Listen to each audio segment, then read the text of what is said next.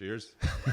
Cheers. Ladies and gentlemen, welcome back to What Makes You Tick. I'm delighted to say that I have relocated the podcast to Galway for an exclusive, first ever on What Makes You Tick, and an exclusive with Damian Browne.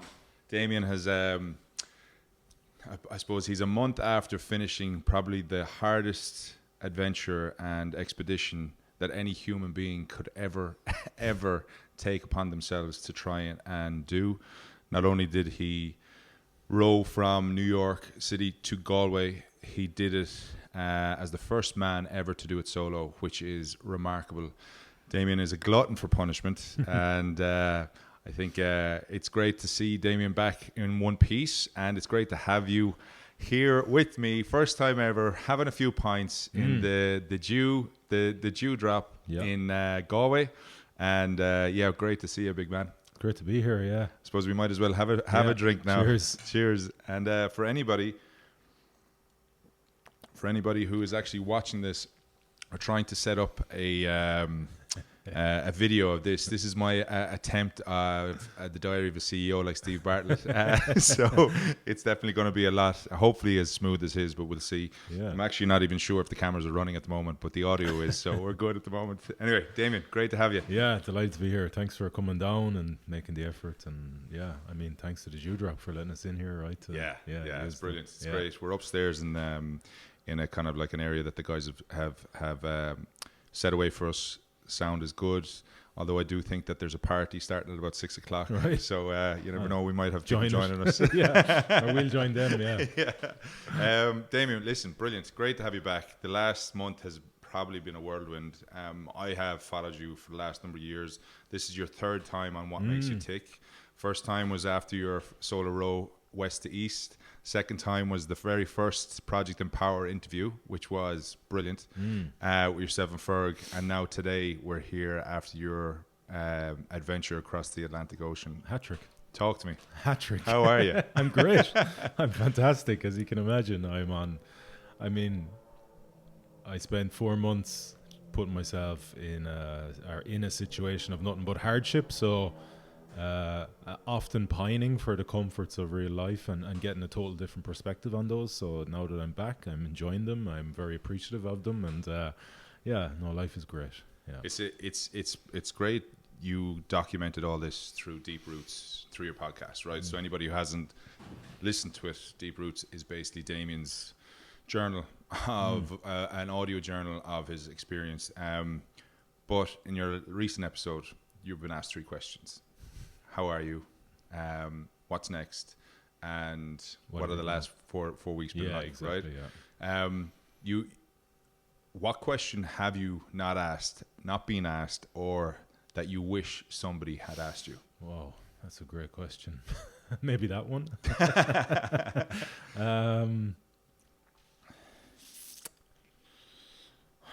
As you can imagine, 4 weeks, 10 days of those were intensive interviews. The first 2 days, I'm not too sure I knew where I was particularly. There's one thing about the questions I've been asked that pop up is when they're specific about specific moments, I find I have much more leverage to really get into like an answer, and it breaks me a little bit when I sit down with somebody and like there's especially a few of the American interviews and they're like, so what was it like out there? I'm like, man, it was 112 fucking days. Like, it's different. Every minute of every day had some sort of experience, like, so I'm kind of thinking, come on, you could put a bit more time into your question, but there's nothing really popping up particularly that, like, I kind of move on quickly, like, because I suppose when you live the way I live, you become more present by the day, putting yourself through those situations and experiences. So when you're off the ocean, and you're not living that way anymore. And as I said to you just a few minutes ago, like, it's a weird thing, but like, I've kind of forgotten, in a way, like, I've forgotten like what I went through and what I did, or it's not very present in my thoughts. and that just comes from the way I am, I suppose, and the fact that I've kind of wired myself to be really present and kind of attentive in the moment, you know. So there's nothing popping into my head. Sorry, I don't have a gem of a question on the tip of my tongue. There's no pressure on me, so yeah, no, you're all good. Absolutely none. Well, hopefully, like, you know, with what I'm trying to do, first of all, is trying to kind of learn for myself, right? Because I love putting myself through challenges, but obviously nothing to the level that you've done, or potentially I will do. Who knows, right? But I love to learn about the kind of the mindset and the world that you kind of put yourself in. I spoke to your brother at a wedding recently, and he did say to me, he passed the comment, is that when he trains with you, he can get himself to a point that he can never get to when he's on his own. And he doesn't know what it is, he doesn't know how, but of all the people in the world, not the women in the world, but all the people in the world, you're in probably the 1% of people who do what you do, right? Yeah. So you're not, in a way, you started out as a normal guy from Galway, but you've become this extraordinary figure through hardship. Could you maybe talk to me about, like, what is it that triggers that mental state in you to go that little bit further? Vision and purpose, I would say. Purpose wrapped in that vision. So it's the same with anyone, or in all behaviors that we exhibit as humans. I think we have either subconsciously or consciously some vision that we're trying to get to. You just look at identity and look at the way people dress. They've not licked that off the ground, you know. They've seen something along the way that they're trying to emulate, or they have a vision in their head that has triggered something within them that they're trying to communicate, you know. So it's the exact same thing with life. Like, so I have a vision, I suppose, of my life, and that is very purposeful, and that's the main, that's the key component here, is the purpose. Like, that it's driving me to achieve things that might seem kind of out of the normal capacities of somebody, you know. But I have been preparing myself for a long time, like to get up to condition my capacities to be able to achieve whatever that pursuit is. And in my case, it's always a physical pursuit, but you know, people do the same thing in business or in family or whatever. So wherever your focus goes, your energy goes, you know. So I'm very focused on those things, so I'm able to direct all that energy towards the focus, or into the from the focus into the achieving the vision. And that would be my take on it, at least, you know, that everything starts first and foremost in the mind. So if you can create a vision that is purposeful enough for you, has enough meaning, and then understand the pathway to get there, well, then you can probably achieve it, you know.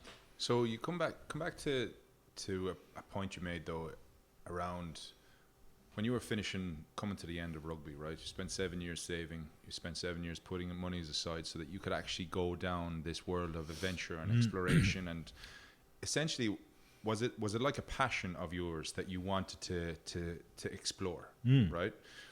And in that exploration, did you then uncover your mental strength and your mental focus, or do you think you had that all the time? Because I suppose what I'm trying to get to is that people, when they follow passions, you hear about it a lot of the time, right? If you follow a passion, do something that you're really passionate about, that you love, and that you really, really kind of feel that it's 100% you. When you do that, then the world starts to kind of open up in a way. Is that potentially what you have done unbeknownst to yourself, or have you done it knowingly? So it's two passions, really. So it's a accumulation of two passions. So it's what I discovered playing rugby, and remember, the discovery part is the most important, is really important here, because you just don't know. Like, you have something kind of, perhaps you have intuition or internal compass or whatever you want to say, giving a like faint communication that a lot of people actually can't pick up on. So that's possibly or probably there with most people, but then you got to go, you got to take steps, you got to explore, you got to discover if it is something that fits you. So the first thing I discovered was through the demands of professional rugby, and that was the rewards of pushing my body and my mind to and past its perceived limits, and all that gave me. So that was something when I lived those experiences and when I discovered the rewards of it, I knew like that's something I'm going to do for the rest of my life. This is incredible. This like builds me up. This gives me so much. This, makes me more human. This, improves my relationship with myself. This helps me discover more about myself, more about life. So, wow, I'm going to keep doing that. Like, it's not a conscious conversation. It's functioning on some sort of subconscious, like almost sensation feeling. So that came, right, and I explored that very, very deeply. Internally in rugby, so I wasn't somebody who needed to be particularly managed because, well, if I needed to be managed, it was because I'm doing too much. Like, so, okay. Hang on, hold back. Easy and tiger. Often I wouldn't even listen. I'd be like, whatever, this is, it was only if, I mean this in the best way possible. It was only from somebody who I really respected. If they said to me, maybe you should like look at doing a little bit less, or you need to peel back here a little bit, well, then I would listen. But there was a lot of people in that environment, or in those environments, that I didn't particularly respect because of their standards and their work ethic. So if they were telling me to pull back, I'd be like, here, listen. I'd be like, you're grand. I wouldn't even like, it wouldn't be rude or anything, of course, but like I wouldn't do it, like, because for numerous reasons. So so I went deep in that, and I took full responsibility for my own training. Of course, I worked alongside any S&C coaches, and I discussed a lot with them and seeing how we could, properly or fully program for me and my physical situation at that time to get the most out of myself. But, then it was right, go, do the work, and I didn't need any management. I didn't need any push there. In fact, as I said, I probably needed to be pulled back a little bit at times. So throughout that journey, and it was very clear to me in the last kind of 5, 6, 7 years of my rugby career that I couldn't wait to get out of rugby so I could explore that without the confines of a team environment, because there is certain parameters you have to adhere to that may not be the best for your performance. But because it's a team sport, you toe the line there, and you got to do that type of work, because there's all sorts of team dynamics that have to be respected for the team to function. So, and the team always came first. I wasn't a selfish player by any means of the imagination. I was doing the work to be a better teammate. But I took responsibility for that. So it was clear, geez, I can't wait till I finish. Like, in a way, like, I wasn't wishing my life away. It was just clear to me that once I finish, I'm going to go like stratospheric on this, like, and really get tucked into that. So that's one side of the passion thing, and the other side, of course, was travel and the world itself. And any time from about 25 onwards, so I kind of got caught into a rush around 25, those first few years of my career, just following the crowd, like where people are going on holidays after rugby. Well, they're probably going to New York or Vegas, so that's kind of what I did. But then it came to a point where in my own development, I started to kind of understand what my body and mind and spirit was communicating to me. And then it was like, well, where do you want to go? What do you want to do? What sort of experiences do you want to have? So then I started to really, any time I had a break from rugby, be it 7 days or be it like 5 weeks off season, I was at the airport straight away, just gone, going somewhere. And I got more adventurous and I got braver. I got more courageous, I suppose, in the places I went to. And again, that fed me like hugely, it served me really well, and it opened my eyes and gave me a better perspective on myself and on life. And I think any time you find something, and what both of those things do, your ability to push your body and mind to and past your perceived limits, and the ability to travel the world and have experiences, what they both do is they give you paradigm shifts in your reality. So we all walk around with these maps in our minds of of life and how we fit into it, to give us some sort of level of like control mentally, right? But that's the map isn't the territory. Like, so that's a Stephen Covey quote. I'm in case anyone thinks that's my quote, it's not. But basically what he's saying is the territory can be quite different to the map you have. So what those two things did for me is they changed my maps. You know, they broadened my mind. They gave me a deeper kind of a broader outlook and a deeper kind of perspective on life. And that's why they are so purposeful, because they keep feeding me positively in terms of body, mind, spirit, and the world generally. So yeah, that's where those two things came from. And they were a discovery, but they were only a discovery because I listened to a voice deep inside me that was kind of saying, well, I think you'd like this, or you know, I've had a very small window into that, you know, and it's fed me in some way. So I'm attentive of the kind of communication through my body from an action, right? So I'm on some level, be it subconscious or conscious, like this feels good on a really kind of healthy level. Well, let's do more of that. Amazing. Yeah. You've an unbelievable way of tapping into your emotion, you know, and explaining that, and genuinely, like the stereotypical massive man, but with a soft soul and a kind heart as well. But equally so, don't see that as a weakness, because no, it's the opposite actually. Yeah, exactly. Yeah. You'll do whatever it takes, and there's a massive amount of strength. Is that something that you have learned in terms of your way you communicate, or is that something that you have always had growing up? No, definitely something I've learned and been conscious that I need to learn to articulate and make a point that is relatable. So because I want to share what I do, because it gives me so much, right? So then, well, if it gives me a lot, maybe it'll give somebody something, you know. So okay, well then you need to firstly know what it is. So I've done a lot of kind of reading around that, because I just listen to what my body says and I go and do it, and I'm like, oh, this is class, this is good for me. I wouldn't even be thinking that, right? I just feel very fulfilled from what I do. If you want to kind of be in a position, or if you're going to be in a position where people are watching and trying to understand, well, then you need to know what that is exactly and why you're doing it, what it gives you, and how to articulate it. So that's definitely something that I've learned. And I've also learned it from, again, coming back to that value of being courageous with my words, you know, because sometimes I don't want to say what I'm feeling like, you know, but the reason I'm able to is because I know that it's a really strong position, and it almost, you know, by bottling it up or by not saying it, I don't feel great, but by doing the opposite, I feel good, you know, by sharing it.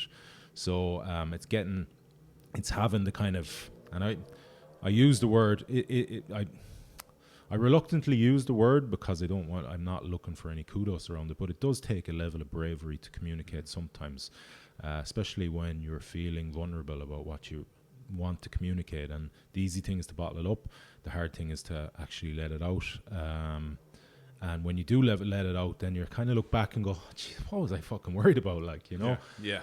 So that, having taken that step many times, has helped me as well communicate and bear myself a little bit, which and of course, coming back to emotions, their energy and their frequency and their vibrations, and people connect with those vibrations and those frequencies. So, you know, if you're doing anything with a level of authenticity, well, then people are going to connect with you and what you're trying to communicate, and that's a very powerful thing to do, you know, to be able to make that connection, even if it is through a microphone or a phone or whatever.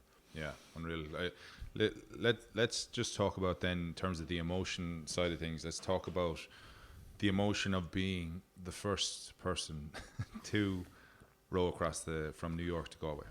Like, part of me is looking at you now and going, you're kind of going, sure, it's fine, it's grand, right? Because I like, you remind me a little bit of Kieran Ruddock in that these things don't define me in a certain way, but I crack on and do things. But like there must be 4 weeks later still in a massive pride and amount of emotion. Could you talk to that a little bit? Like what does that mean to you to be the first? Like nobody else can take that away from you. Yeah, it's a bit strange, right? In terms of the way I feel about it now. Like, so when I'm on the boat, like I'm fucking desperate to make it happen, right? But once I get it done, I'm like, okay, that's like I'm not diminishing anything about it. That's just naturally what comes up for me is like, it's done and it's great, and now I kind of bask in this kind of low level of like fulfillment. So what I'm trying to articulate here is it's not like some cloud nine kind of wave of happy emotions. It's a deep sense of security and success and fulfillment that like nobody can take that away from me, like ever. Do you know? Yeah. And I'm just kind of, I've taken a huge amount from the experience, and nobody can take that away from me. You know, I've gone deep inside myself. I've had to pull myself out of holes time and time again, and by doing that, I've lifted myself up. I've inbuilt stronger characteristics, values, tools, and nobody can take that away from me. You know, so. Yeah, I see it kind of along the lines of, you know, so things like, you know, if you do something, you go to the gym and you put yourself through a hard session once, right? What have you done there? You've given yourself a level of, you've inbuilt, because you pushed through kind of a lot of resistance, internal resistance, you've probably generated some little bit of self-confidence from that, right? But you do that 30, 40 times, that probably morphs into, you know, well, now it's not just self-confidence because I keep going back and back and I'm the one pushing myself. There's probably levels of self-esteem that have been raised. But if you do that over years and years and years, you start getting into things like self-respect, self-belief and self-worth and self-mastery, like, and I feel that's where I'm at now. Like I mean, I functioned to a level that I respect, to standards that are really high, that I respect, in the hardest fucking situation possibly a man can put himself in. So, you know, without sounding again too grandiose, I feel like I'm at a level of self-mastery now, through the way I live, and you know, that gives great calmness internally, security, you know. Yeah. I love the way that you're willing to share that learning now with others. Let's go back though, right? So it might feel like a million years ago at this stage. Day one, Tuesday the 14th of June, happened to be my birthday as well, so thanks a million for kicking off that day. No Appreciate worries. it. So you take your first stroke, getting away from New York, right? Can you remember what was going through your mind at that moment, right? The beginning of a journey which actually began 18 months prior to that, right? With all the training and the preparation and sponsorship funding and everything that was going on with that. But the actual physical act, the first stroke, can you picture that? Yeah, I remember that day well, and I remember pulling away from Chelsea Piers. And the reason I remember it is because we were fried. Me and Gussie were absolutely mentally, physically, not physically, but more emotionally fried. So we were meant to leave at 10 a.m. and the night before I was setting up some of the comms, and I realised that the sat phone wasn't turning on. And then it started to turn on with some like convoluted, there's some issue with these Iridium Extremes where if you press the battery a certain way, then it'll start to turn on, and then it wouldn't turn on, and then it would turn on. I was like, we can't start without this. Like, so we're in a Uber from the hotel down to Chelsea Piers, ringing people that we know around New York, trying to source a sat phone, like, and we're, you know, kind of trying to reevaluate what the situation is, and we need to get away on the tide. The tide is an hour after 10 a.m, so 11 a.m, that's the peak of the tide, or sorry, the ebb of the tide, so that we need to get out on that. And the reason we were going an hour before that is you can row probably an hour or two into the tide down the Hudson. That'll kind of give you that whatever ground you make by the time the ebb flows, so give you a better chance to get away from New York, right? So we're ringing. We're ringing people we met over in the where the boat was in the water for about 2 weeks across to New Jersey. Then we brought it across to Manhattan, and people who were really good for us were like they're trying to source it, running around Manhattan. It's Tuesday, right? You said, I think, yeah. Or it was the day after Memorial Day. No, what's the day of 2 holidays? One at the start and one at the end. I think it's Memorial Day. So Memorial Day weekend, so everything was closed on the Monday, and then some businesses weren't open on the Tuesday. They were just extending their holiday, I suppose. So the one business that sells fucking sat phones in New York is closed on that Tuesday. And we get the guy on the phone. Loads of people, not just me, a guy called Dave McCormick, a guy called Owen Kiley, who helped us out, who were supporting us in New York, 2 Irish guys who live out there. And like Dave had a massive argument with him. Well, just fucking open up. The lads need a fucking sat phone. He was like, no, I live in Connecticut or something. I'm not coming into New York. He wouldn't budge. And he was like, the lads are rowing across the Atlantic. Like, it's not your normal, but he wasn't budging out of his house. So what eventually happened is, anyway, we had to call it that morning and kind of try and source his hat phone during the day so we could leave on the night tide. So it's 12 hours, 6 hours in and out. So then there's a guy I climbed Everest with who's come to see us off, a guy called Akash Negi. And Akash, like, I don't know what his job is, but he's a fucking wizard. And he was on to everyone. And eventually he sourced a guy in Florida, right, who was going to put a sat phone on a flight that was going to get to LaGuardia at 5 p.m, and we were going to go to LaGuardia and pick it up. And then he sourced somebody on eBay who had another, like a lesser spec model out in Trenton in New Jersey. So we made the decision to get into Akash's car and drive out to Trenton, which was 60 miles away. Purchased this thing like a drug deal on the side of the street, right?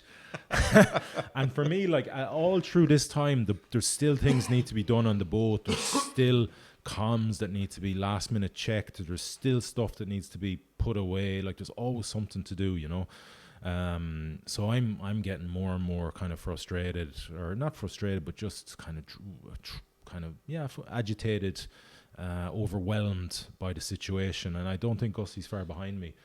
So we anyway get out to Trenton, buy the phone, back in, and then I'm just desperate to get like an hour on my own to kind of to visualize and to give myself some space.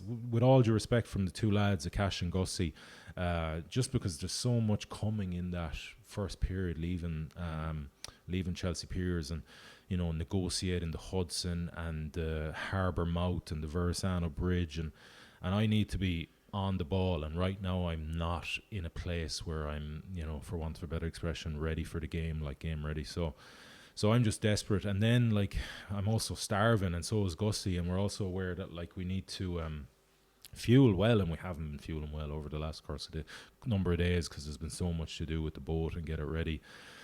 So anyway, we get back to Chelsea Piers. It's probably around 5 o'clock.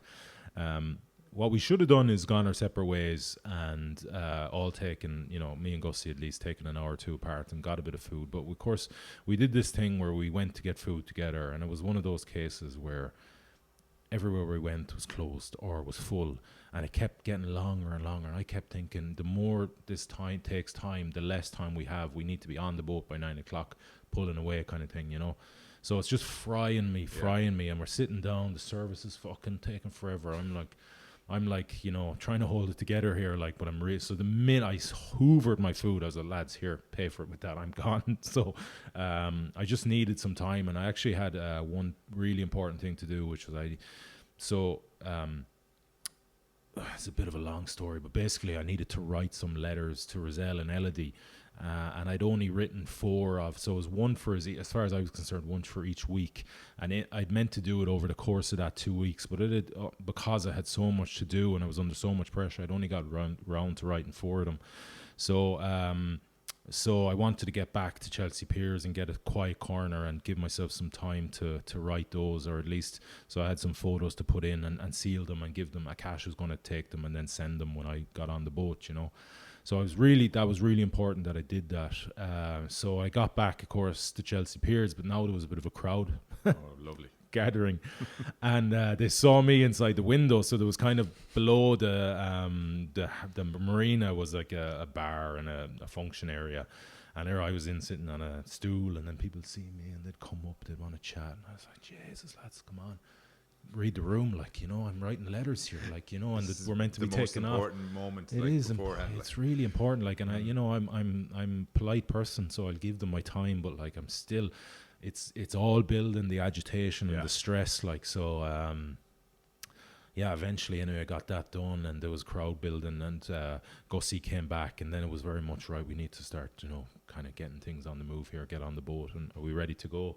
And then sure enough, we said a few words to the crowd. Like, there was probably about 60, 70 people there, which was really nice, you know, and hopped on the boat. And I had this vision in my, so it's actually quite an awkward thing to an ocean rowing boat to maneuver around tight spaces, you know, because the oars are 3 meters long, and when you're coming up to slipways or whatever, you have to store the oars, so you nearly have to get one really flush stroke in a direction towards the marine, towards the slipway, then store the oar on that side, because, you know, obviously you're getting closer and closer, you can't have the oar in the water, so it's really tricky. So when we had put the boat in, I had rowed it in, and because Gussie was struggling a bit with that, and, you know, he'll admit that himself. It's delicate, like, and especially when you're under a bit of pressure and there's people watching, all that. It's like reversing a trailer if you're not very good at it, you know, with a trailer on.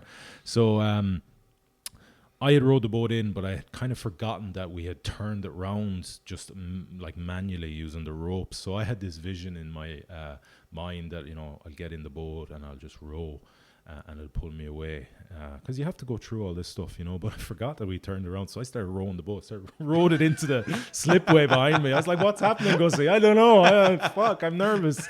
I realized, so I had to reverse it, you know. So that just had to go the opposite way, so push away. So it finally got me out. Everyone's looking, yeah, exactly. Fucking amateurs. The first time they're in the boat. Yeah. What's he doing? Like, he's rowing into the. I was like, yeah. So that was really kind of. I got a bit like, Gussie, what's happening? I don't know. Jesus, I should be going the other way. You know, so I just eventually, anyway, well, not eventually, I figured it out pretty quickly and pushed away. And then there was a bit of maneuvering out of the marina. But once we were once we were kind of overcome that little bit, we were good. And we were on, yeah. So, it is mad, isn't it, to think that was your first kind of moment on the water. Yeah. As you're about to take on the Atlantic Ocean, right? Yeah, right, So as I've kind of written down a few bits and pieces here. Setbacks are part of life's beautiful cocktail, right? Did I say that? No. All right. But you could have. Poetic for me. But you've had plenty of adventures, right? And typically solo. Now, I don't know if anybody's asked you this, but you started this adventure off as a duo, right? And you're openly and honestly articulated all your different emotions on Deep Roots in the first 13 days, right? You were very, very, very real. And then you lost Ferg on the 13th day, right? So looking back now at the following 100 days or 99 days, right?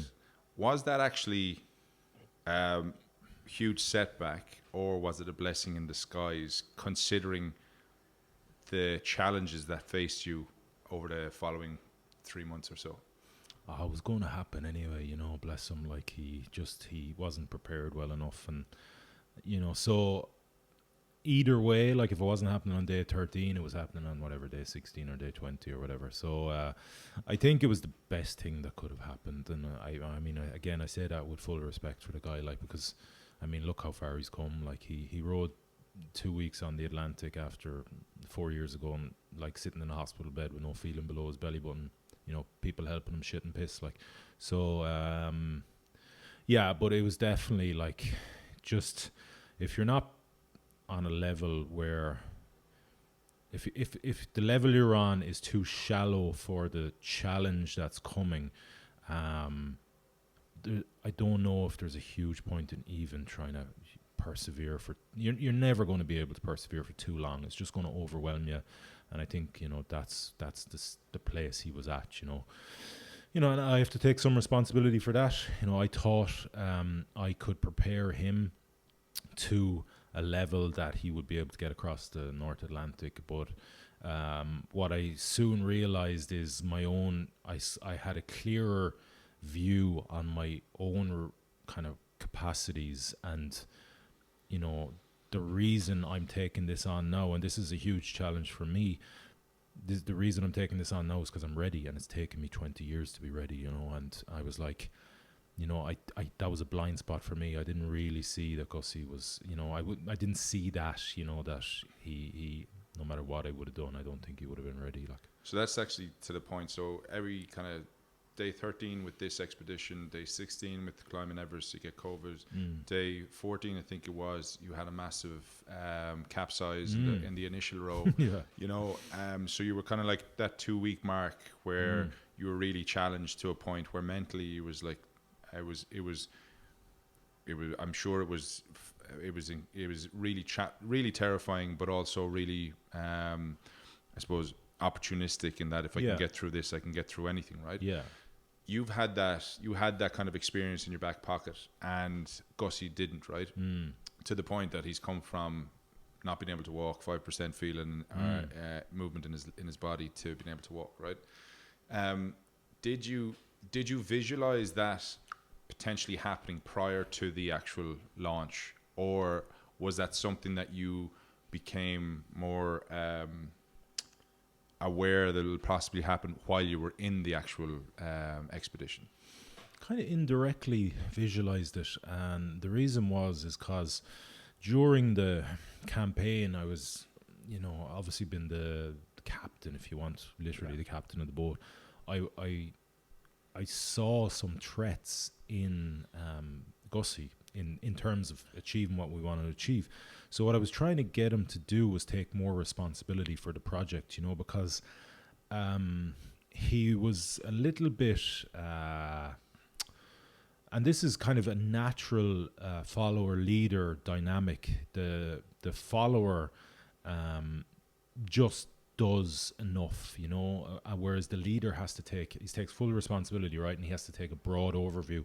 And I realized that was really dangerous if he was just doing what I told him to do and not kind of thinking in a broad spectrum about like the threats on the Atlantic and how he needs to be to mitigate or manage the stressors and the threats, you know. So I was trying to get him to take more responsibility, and the way I saw a way I saw of doing that was to pose certain questions to him for him to pose to himself. So I was like, well, I want you to think, Gussie, about, it's at this, say we were meant to leave in May sometime, so I was probably around that. I was like, I want you to think it's the 23rd of May and we're leaving on the 24th, right? And I get knocked down in New York and you got to go on your own. Or I'm in the gym on the 20th and my last deadlift session and I do my back. I want you to think like as if about the project if you go on your own, like, and what I saw that question doing was like, oh fuck, showing him the holes in his thinking so he could fill them, you know, so he'd be more prepared, so there was less risk for him and for the project generally. Indirectly, that made me think about, well, what if Gussie doesn't make it, you know? And this was just for the start. So I did start thinking about it. But again, I didn't need to think very deeply because I had the experience of rowing solo, you know. So, and I was comfortable. I was like, well, I'll just go on my own. It's no problem. But, well, sorry, it's not there's no problem, but I know I can do that. That being said, on day 13, when it all happened, my first feeling was, and I talk about this in Deep Roots, I was absolutely daunted by the workload ahead, and especially after those first 12 days, 13 days, and realizing how different it was to the conditions, how different the conditions were to the southern North Atlantic route that I'd already done, the east to west. And you know, just an understanding and having lived those for 12 days, and then realizing, fuck, you know, I've still got whatever 2,500 miles to go, and just the load of work that was ahead of me and what it was going to take to complete that work. So that was like, fuck, like this is gonna be brutal, Yeah. you know. So yeah, even though I had prepared to a certain extent, you know, thinking about doing it solo, I wasn't really, like, I wasn't prepared to, like, there was still a lot of kind of stuff I had to go through, you know, a process I had to go through to kind of get into that steel place of being a solo, you know, things I had to, so I wasn't really prepared, but yeah. Yeah, That makes sense. it begs the question: if you were to do another expedition in the future, would you ever consider to do it with a partner again? Oh, I'd have to choose a bit better, I think. And again, that's no disrespect to Gussie, like, and I really want to make that point. Like, it's just this expedition was outside his realms, his capacities at the time, you know. And I, like I said, I take responsibility for that, and not really seeing that particularly clearly. I would, yeah, I do with someone again, but like I'd have to, I'd have to put more time into the choice, and you know, be clearer on the values and the capacities needed for the expedition. You know, like, for example, like you in a kind of group, so in a team expedition like that, you need to have a certain understanding of the effects your energy have on other people, and you can't, or you, well, it's suboptimal to be grumpy and frustrated and fucking and blinding and just negative all the time, because it affects those around you. So there's an expedition mindset that's needed here. Like, even if you are going through hell, well, you shut the fuck up about it, like, you know, because everyone's going through hell, like, you know, you're not the only one.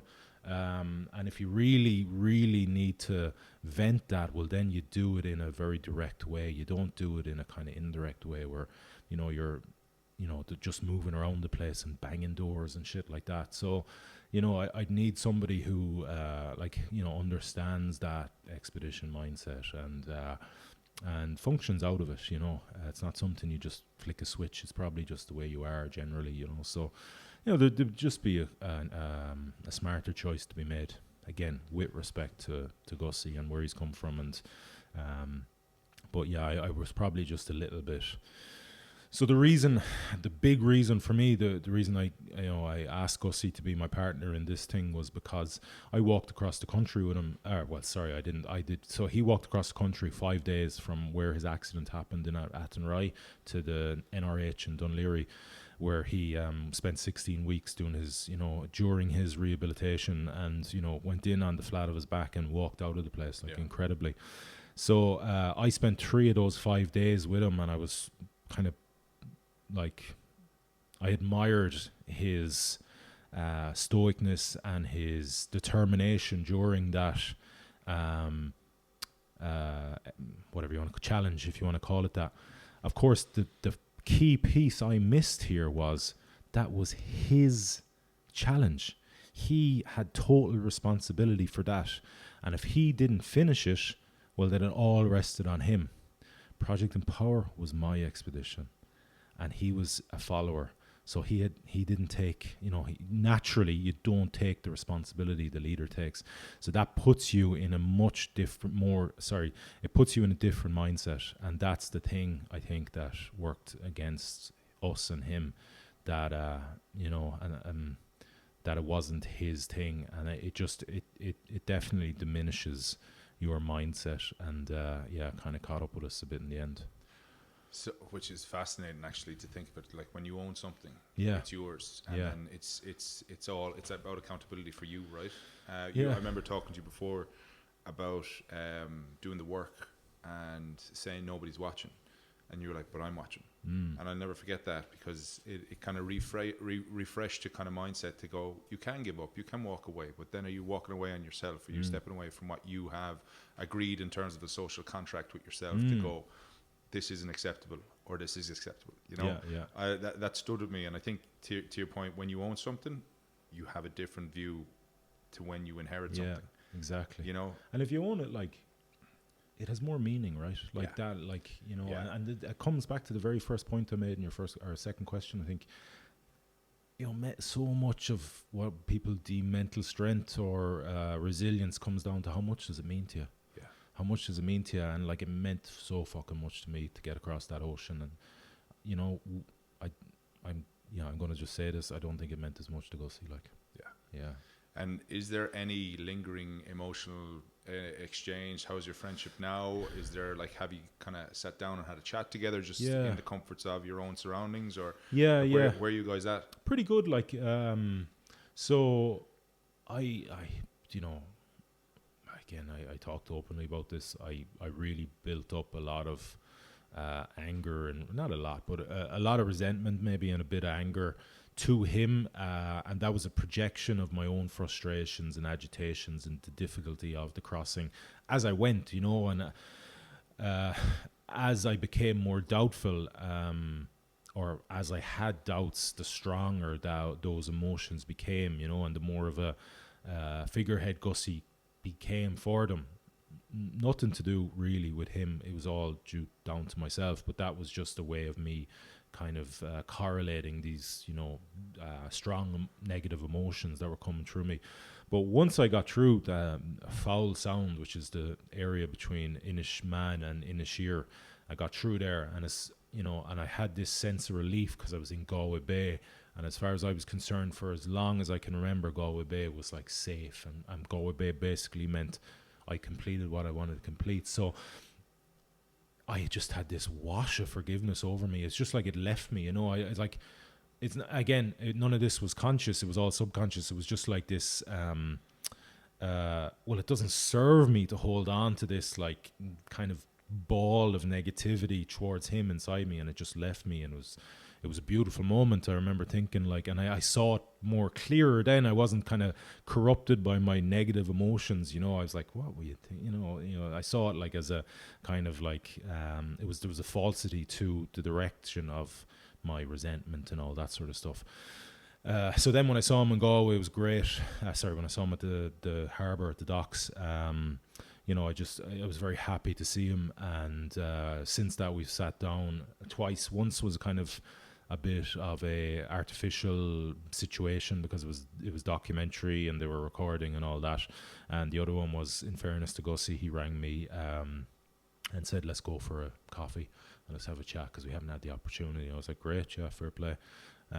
So I would say it's in a good place. Like, I don't know if it, again, just being honest, like, I don't know if it's in like a place where, you know, it was 2 years ago, you know, but because there seems to be something there. Like, I don't know what it is. Like, I don't know, is it from my side? Is it from his side? Does he have some sort of issues? Like, is he kind of, I don't know, is he annoyed with some of the stuff I'm saying? Like, because I'm just being honest, like, I'm just being myself and authentic, and you know, but I don't know, I just feel there's something there, but it's not like that, and that's why I say it's pretty good, but it's not like, you know, we're not like best, you know, we've been better, I would say, at times. Yeah. And I think, listen, your relationship has been, and friendship has been around for a long time. Yeah. And I suppose the fruits of that mean then for something like that, it'll take time. Yeah. And these things don't happen overnight, you know. But at the end of the day, you've both shared that experience together, which I think is remarkable. And I think to Gussie, I haven't spoken to him, just the odd text here and there, but I have a feeling that there's probably a lot of demons within him as a result of what's happened, and potentially he's figuring that out as well. You know, so there's and that's the way to do it is if there, you look back and you make changes, but you learn from them, right? So the fact that you were able to still have the conversation with him, the fact that you're here on after all that time and still able to have that conversation, who knows where it'll go in terms of friendship, but like you've got a great foundation there already. Yeah, you know? exactly. And as you said, there's a really deep experience just had, and didn't go the way we both expected, but I'm sure like we'll look back in 5-10 years very fondly on it all. You know, we tried something together, and you know, at the end of the day, that's really, really important. Like, yeah. So that's the kind of the experience with Gussie. One area that I wanted to talk to you about was family, right? So you speak so openly about your family, especially Roselle and Elodie, right? And You're gonna make me cry, man. well, I can see it. I can who feel knows? it already. Go on. Who knows? Sorry. But like I think to your point, like that's one of the areas that you've spoken so openly about and so Yeah. honestly. And I think every time you mentioned Roselle or Elodie at different stages of Deep Roots, you get overwhelmed with emotion because you miss them so much, right? And which is wonderful. I've kind of written here. You've two wonderful ladies in your life. You talk about them quite often during your time on Deep Roots, and it's clear how much they mean to you. Now, has anybody asked you how Roselle has been over the last 113 days? And what her experience is? Because to be the life of an adventurer and an explorer, there's a selfishness to it, right? Sure. But there's also a massive amount of learnings that can come from it that you can pass on. So what you when you landed on Furbo, I'll get to the question, but I suppose what I'm trying to say is when you landed on Furbo, it was not the landing that you wanted, right? But you talk about that you and Roselle got a chance to sit down and talk, and that probably is, I'm assuming, was an intimate moment where it was just the two of you. Your folks were asleep. Yeah. It was just the two of you. What has it been like for Roselle? Hard. I mean, okay, like I'm in control, right? So, and I'm confident. Like I know people might not understand this, but there's not much risk for me out there. Like as long as I'm doing the right things, which I'm pretty trained at doing. Like so, as far as I'm concerned, I'm in control. But like when you're not that person, when you're looking in from the outside, it's a total different basket of emotions, right? So, so she has to go through all that. Like she has to go through the worry that I'm not going to come back. Alongside the fact that I've left her with a 13-month-old, she's working full time and she's full time parenting, and the demands and the challenge of that, which is very significant.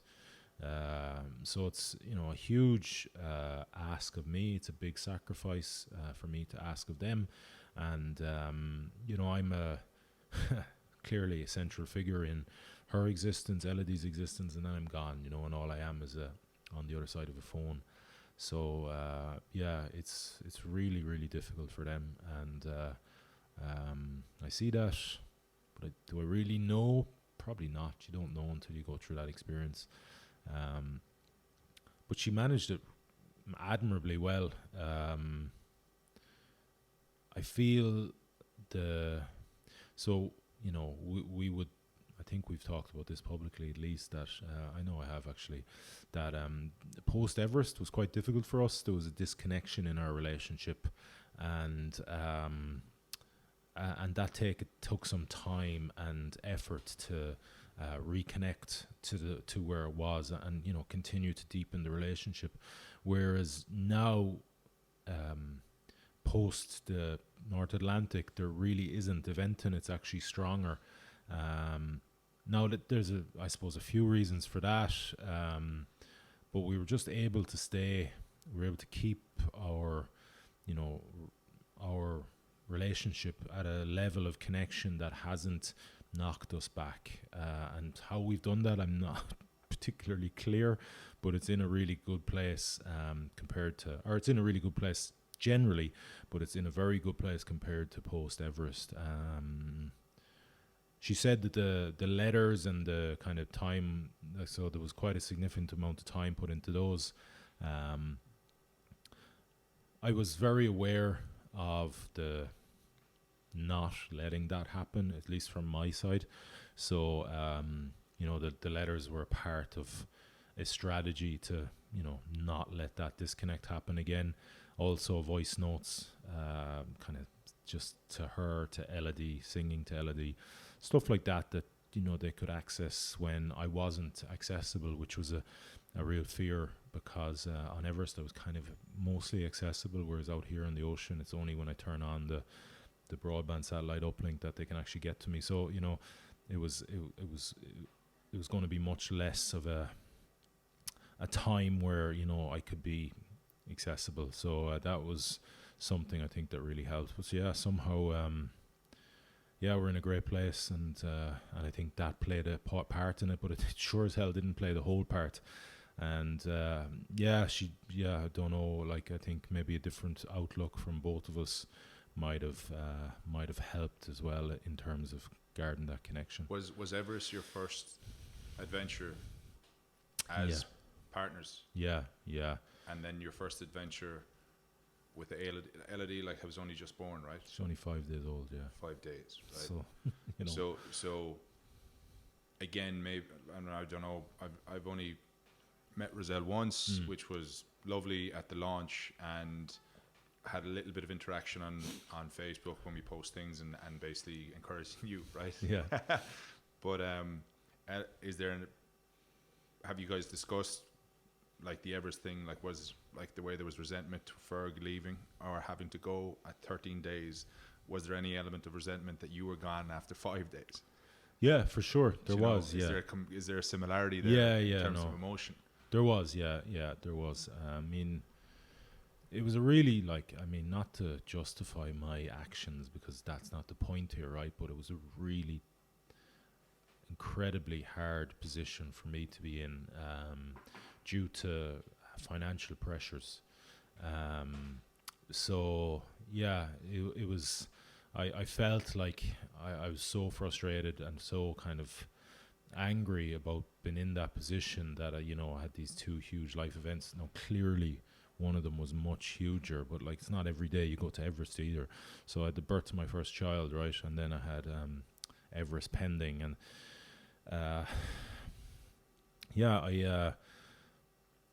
it was just the timing was all over the shop. Like, and of course, Elodie, it probably would have helped if Elodie had come on time, but she ended up in 2 weeks later, and that meant, Did you ever think about not doing Everest? Yeah, no, it was a complete family decision. Like, so it was discussed, and the situation was like, it was like the elephant in the room for fucking months. Like, a little bit, yeah, because we were aware of, like, so Elodie was due on March 22nd. I was meant to go to Everest on April 2nd or something like that. Yeah. She came on April 4th. I ended up going on April 9th, and it was really like, I mean, I won't get into the financial side of it because I don't think there's any point really in airing that, but I suppose you can take it from me that it was not nice. And it was only that pressure that kind of made me go, otherwise I clearly wouldn't have gone, but I felt like I had to go. And that was, I felt like almost trapped by that decision, and I was angry that I was in that position, but I was in it, right? And I went, and it definitely affected us, like I shouldn't have been there, should have been with her, but I wasn't there, and I think there was, like you said, there was levels of resentment built up then around that. To be fair then as well, like this with the Atlantic row, right? There was a level of expectation as well, right? Because a lot of this had been experienced of you leaving or going on your expedition. Like, you are an adventurer, right? You are an explorer. This is who you are. So there's an element of acceptance that this is part of my life now, right? Technology must have helped quite a bit, even though you were out in the middle of the ocean. But to be able to still have that connection through technology. Imagine those lads from Norway 100 odd years ago. Nothing.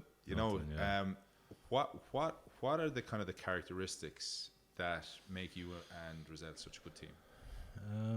She's very independent, very strong. She's incredibly strong. I'd say she's stronger than me, to be honest with you. She's forthright. I admire all those things hugely. Her strength is beyond admiration to me. I suppose she expressed that during both of those expeditions, you know, especially left with a newborn and all the, you know, what can be complications post-surgery or difficulties post-surgery, or post-birth, excuse me. And yeah, and then the extension of this one, I was like, baby, you know, it's probably going to be 2 months. Oh, sorry, it's, you know. I remember you saying one time it'll be 70 days. Yeah. And then it was 90 days. Then, do you remember I said I'd be home on this date? Well, it's now looking like 7 more. Yeah. And that just kept happening and happening and happening. Yeah. I'd say the frustration, though, must have been like you wake up one morning and you're gone back 20 nautical miles or whatever it is, or 10 nautical miles, and it's like, Jesus Christ, it took me the whole fucking day to get to that. Yeah. You know, I'd say just did it feel like it was a never-ending story? Like, yeah, like and just to come back, I'll get to that, but come back to your last question. Like, she was incredibly empathetic somehow and compassionate for my, like, she was like, she'd be saying to me like, you know, it's things are really hard here, but like, I know where you are, they're much harder. And I'd be like, geez, even to be able to access that when you're going through a really hard time is admirable. But just what on that though, like, to know that there's a level of empathy towards you in what you're trying to achieve, right? As we talked about teamwork before, that it wasn't about you individually, it was about what you could be for the team and how well you could train and work for the team. There's an element of that mentality for relationships as well, right? How good are we as a team? Are we doing the right thing together as a team? And are we doing what's right for us, or are we doing it for what's right for individuals, the individuals, you know? Talk to me about that kind of knowledge, knowing that she's got my back, even though I'm not in the room. She's got my back. It's trust, right? You know, and not only does she have my back, but she's got her daughter's back, and she's gonna look after her. And I suppose that's Roselle's. Like, if I've found a purpose or two in life, that's her purpose, is family. And you know, I can go away knowing that Elodie is incredibly well looked after.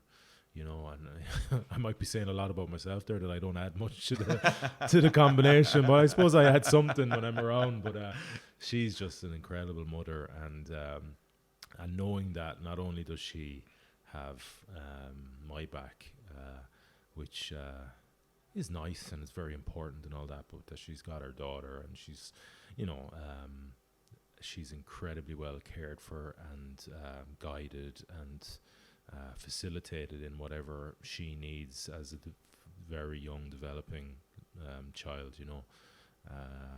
It just gives great security for me, and I don't go into spaces of worry about that, because I just have total trust in her as a human, as a mother, and as a partner. Amazing. There's moments in Deep Roots where you speak about, I think it's around 100 days you're in. And just 100. Just 100, yeah. Do you remember that day? I do, yeah. Can of Coke, it was lovely. But this one of the episodes that stood out to me most, right, was this feeling that you weren't alone on the boat. Right? Do you remember that when you spoke about this? Right. No, I don't. So there's an episode where you speak. It's around the 100-day mark, where you had a feeling that Roselle was behind you on the boat. Oh yes, I too remember that literally she was. That she was there. That there was a presence or something there on the boat. Right. There was also a feeling that Ferg was in the actual cabin, and that there was somebody there. I thought I was going mad, man. Yeah. So I did too, but but you were you still were grounded in that this isn't happening, but it's a weird feeling. Really weird, yeah. Like what was that? Now that I'm saying it to you, you're kind of igniting maybe a memory again. But have you spoken to anybody about that and what it kind of meant, or what your mind and body was going through at the time? To give you the short answer, no. I haven't talked about it and spoken to anyone about it. Yeah, it's very strange. Like it was.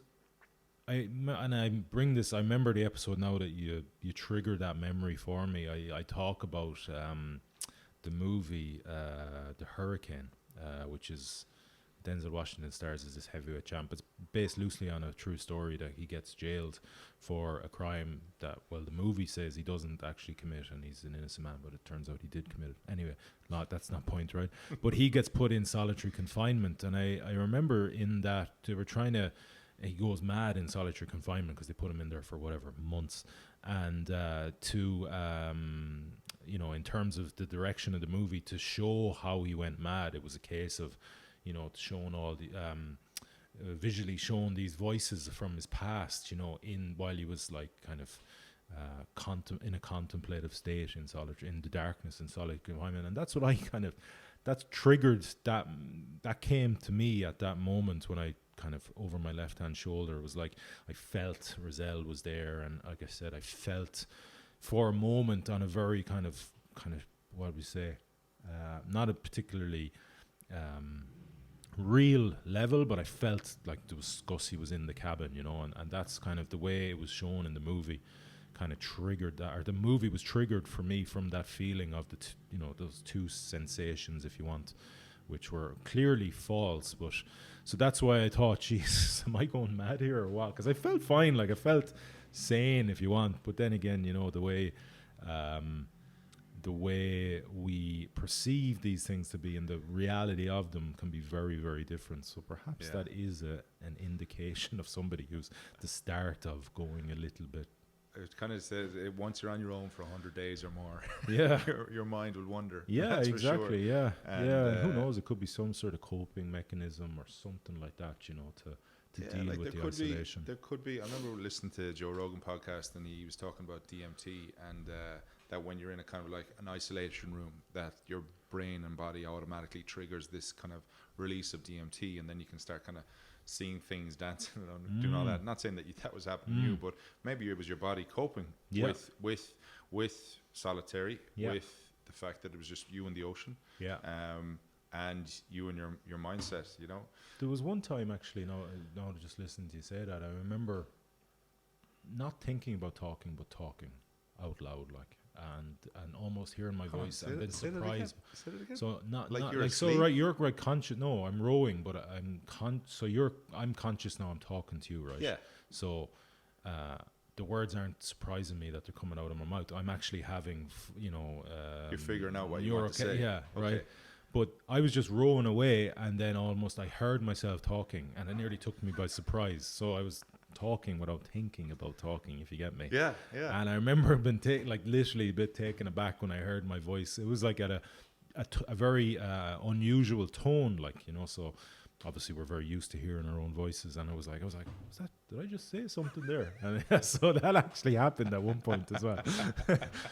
I can imagine looking around going, did I just talk? The other area that stood out to me as well is that you've rowed across the Atlantic twice now, right? Yeah. Or across the ocean, right? Twice. You can't swim.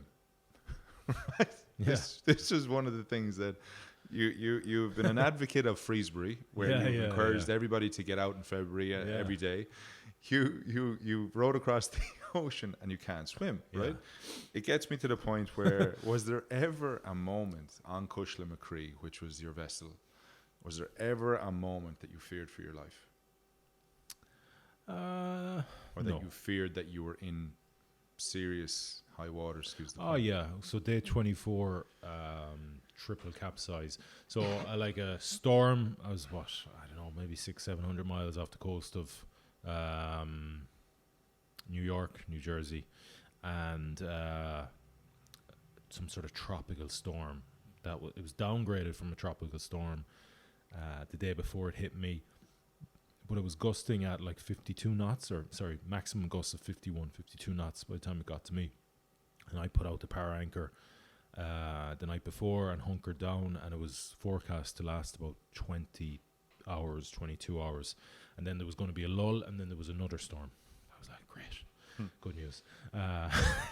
Anyway, the first 5 hours of that first storm, I capsized 3 times, And not only did I capsize, but on the first two, I think I had a load of water come into the cabin because of a mistake I made in terms of the hatch on the cabin has an air vent, and I thought I had locked the air vent, but I actually hadn't.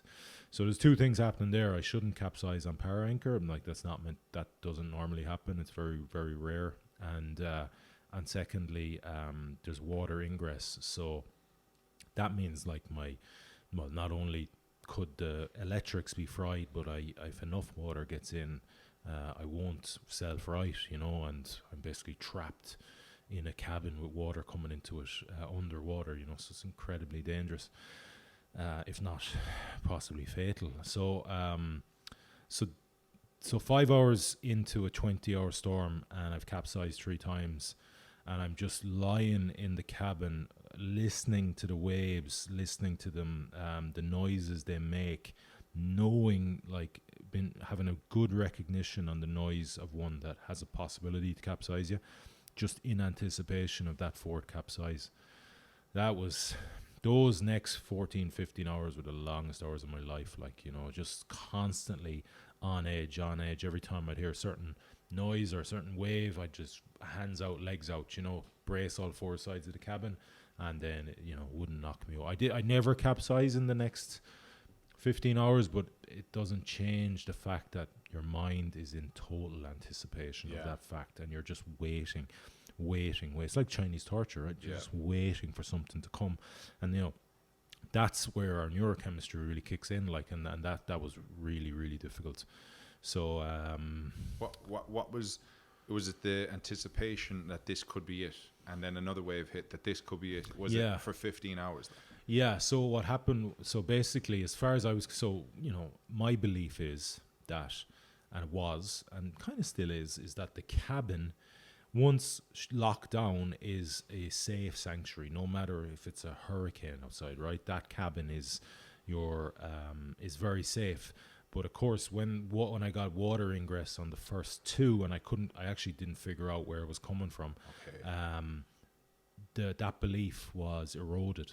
So now all of a sudden I'm not safe in here, So now I'm anticipating number 4, and I'm not safe, and you're just waiting, and then you're going to see, like, what, if 4 comes, you're going to see if everything, if it was the vent on the cabin hatch and all that sort of stuff. So yeah, I'm just lying there, waiting. I remember at the time our tracker was still working, and through the tracker there was a messaging system, and I remember messaging Chris going, when is this due to, I've capsized, it's fucking mental, Chris. I've capsized 3 times on power anchor, when is this due to stop? He's like, sorry mate, but it's not for another 12 hours. Not so cold, of course, but generally he said that in a very nice English gentleman way. But I remember just thinking, fuck man, this is going to be long, and sure enough it was fucking long. Speaking of Chris McDara, his teammates that you had at home, how much do those men and people mean to you? Because you speak openly about them, but like, these guys were your eyes and ears when you were focused on your goal. Like, what do these men and women mean to you? Again, it comes down to trust, I think, and I knew I could trust Chris. Like, he's brilliant at what he does, and his accuracy around the weather he was sending me fucking blew me away. Like, he was down to basically the hours, like saying, and at this hour it's going to change to a whatever northwest, or you got it, if you can get 6 miles to your southeast, you'll pick up a small current. And sure enough, I'd get there and there'd be a small current. I'd be like, fuck me, how did he know that? Like, so he, not only did I trust him before we left, but I trusted him even more by the end. Like, I was like, geez, this guy's good at his job. So that was really important, without him, not without him, but you obviously need a weather router, but he was a brilliant weather router, and like, he was really helpful and very calm, and he very calm in everything he did, and any sort of time I was having a tough time, and I was like, again, Chris was somebody who had to put up with a bit of projection from me, like, even though I was conscious that he's basically the only person I talk to every day. So you need to be, you're probably going to project onto him, your frustrations and your agitation, which are significant out there, you know. So the odd time it did, even though I think I'm quite aware of all that sort of stuff, it did boil over, and I just got a bit short with him, and he never ever bit back, you know.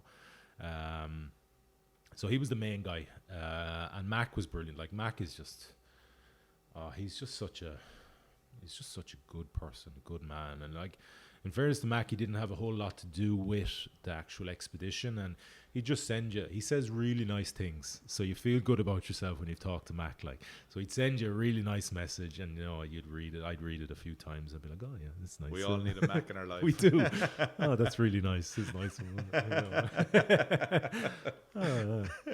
Yeah. It's great. It give you a bit of perspective, like you know, whatever. You should be really proud of what you're doing, because you don't think about these things, and then you're like, oh yeah, it's good. Yeah, whatever, fair play. Yeah, you yeah. do need that though. You do, You do. especially when you're having a moment where you're going, holy shit, 14 hours. Yeah, right. Yeah, fuck this. Like, or I've gone back fucking 10 miles or whatever.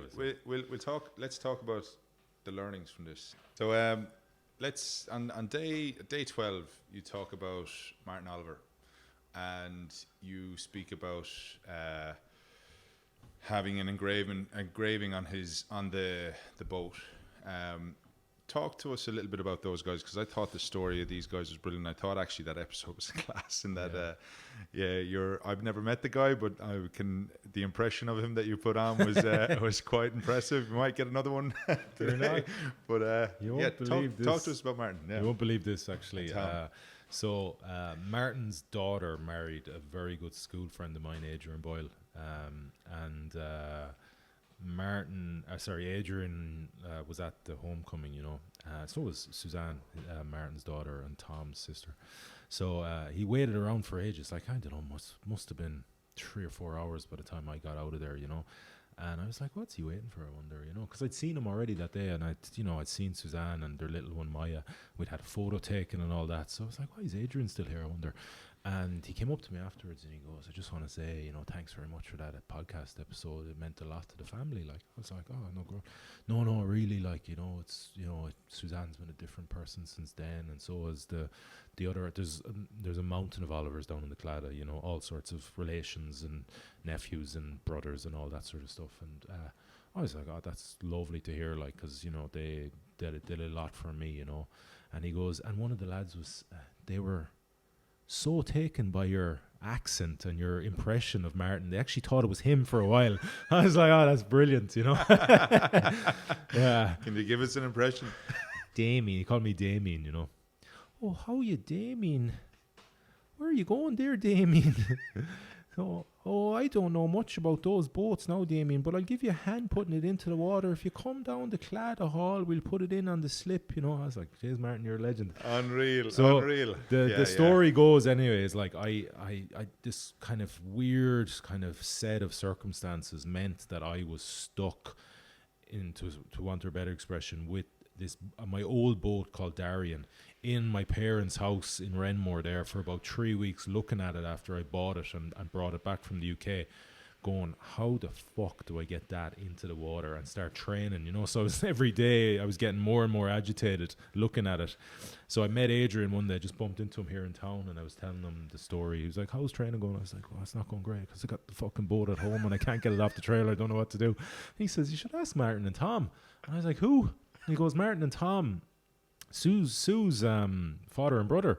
Sure, they're putting boats in and out because they're fishermen. You know, the Claddagh is a fisher people, I suppose, fisherman community, and yeah, and they're in and out the whole time with boats into the bay. You know, so I was like, oh yeah. So we got his number, so I grabbed the number and I messaged or rang Martin, and he was like, yeah, no problem. That conversation we just had, that impression I just did, and sure enough, like, he was like, yeah, why don't you come down to Claddagh some evening? And so we organised it, and I towed the boat through town nervously, and eventually got to the Claddagh probably an hour before I had to, because I used to fucking hate reversing the boat on the trailer, you know. I'd not skill. Oh man, that's one I don't have. One I don't have either. I got there and I wanted to be I didn't want the two lads to know how much of a fucking idiot I was with reversing a boat on a trailer on a boat, or a boat on a trailer. So I got there and I got it all set up, and then they arrived and they helped me get it in. And Tom came on the boat with me. We just kind of rode around the Claddagh Basin for a little bit, and eventually we headed out onto the bay, you know.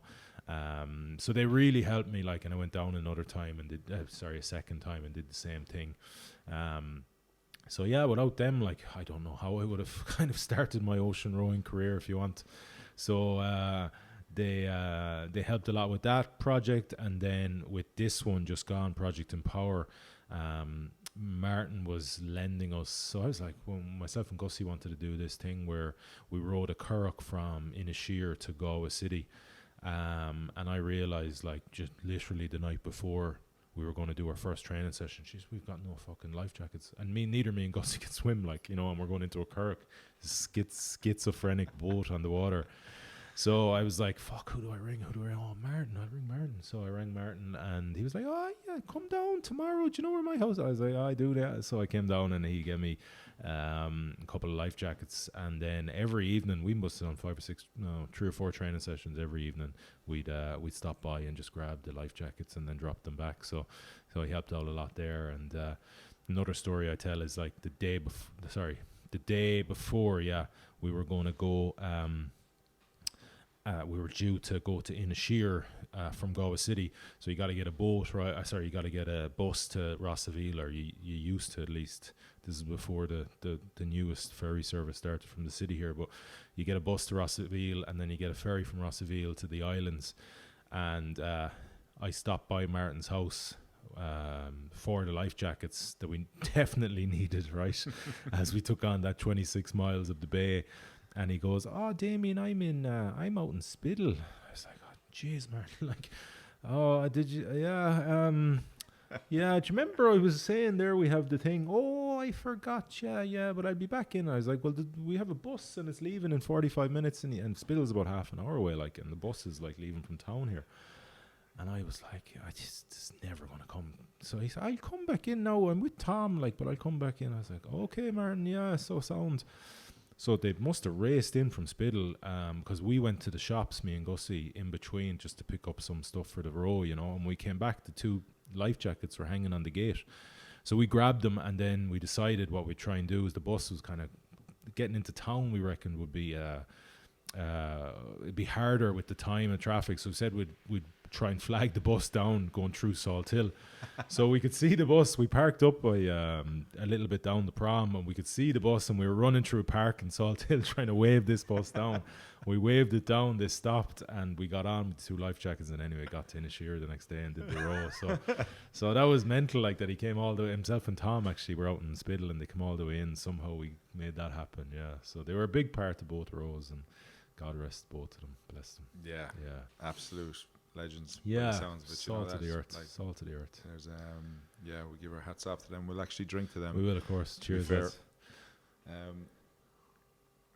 As I said before, is it Galway? Galway Bay Brewery.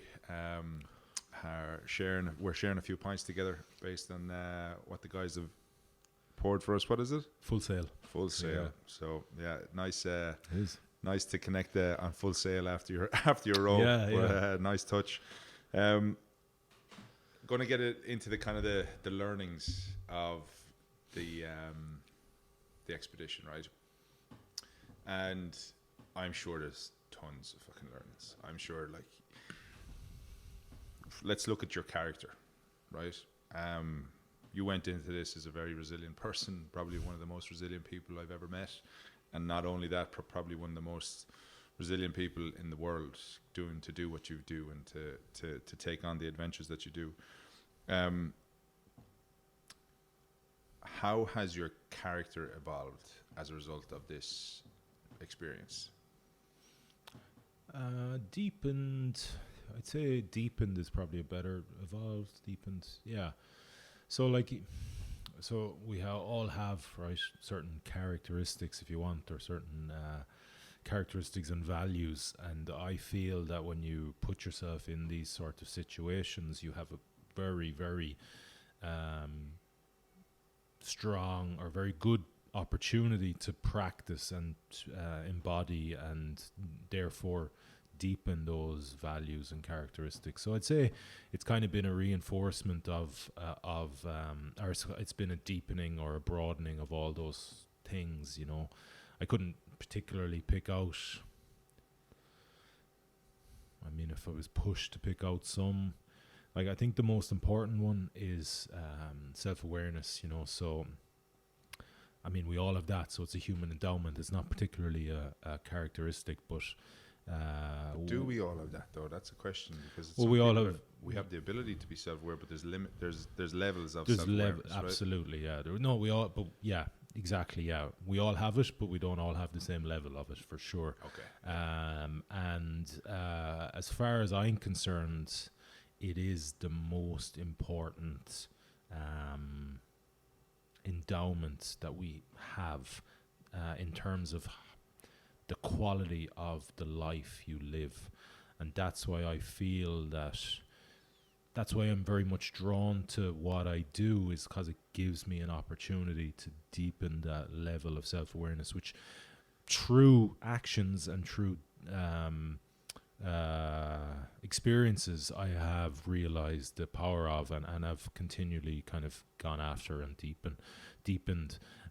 So every time, and to do that, now this is just personal, of course, but to do that for me, the way I've found to do it is through hardship, through challenge, through difficulty, through pain,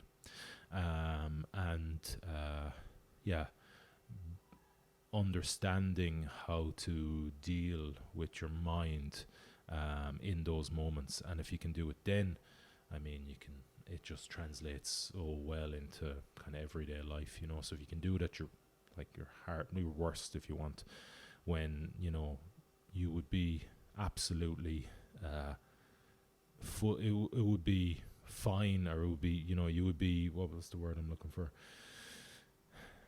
There'd be nothing wrong with not being able to access your kind of, being aware of the moment and kind of redirect your mind to a more neutral or positive state, you know, because you're at your worst. But if you can figure out, if you have processes to do that, and you can do it when you're under genuine challenge, well then, I mean, the translation back into everyday, into life outside of a expedition or a challenging event is incredible, like, you know.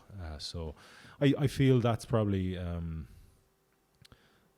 that's something that, again, I would have had an opportunity on this expedition to broaden, and I feel I have, you know.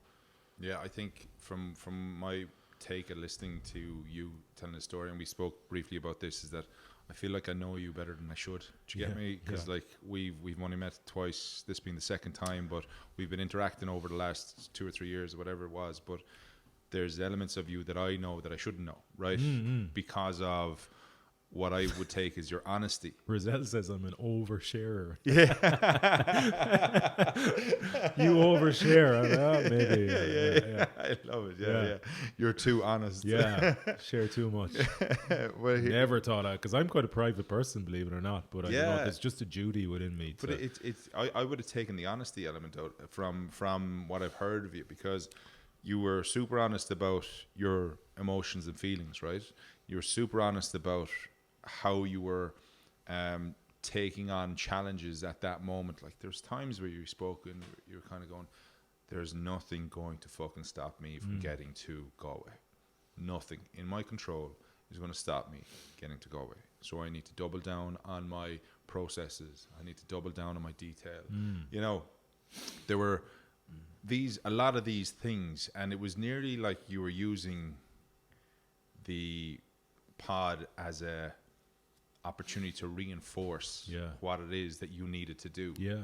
Not necessarily that it was just for the sake. It was like, right, yeah, I need to make sure that I do this. And therefore that honesty came out, because when you said that you didn't lock down a couple of oars, you had what, you started off with 6 oars? 6, yeah.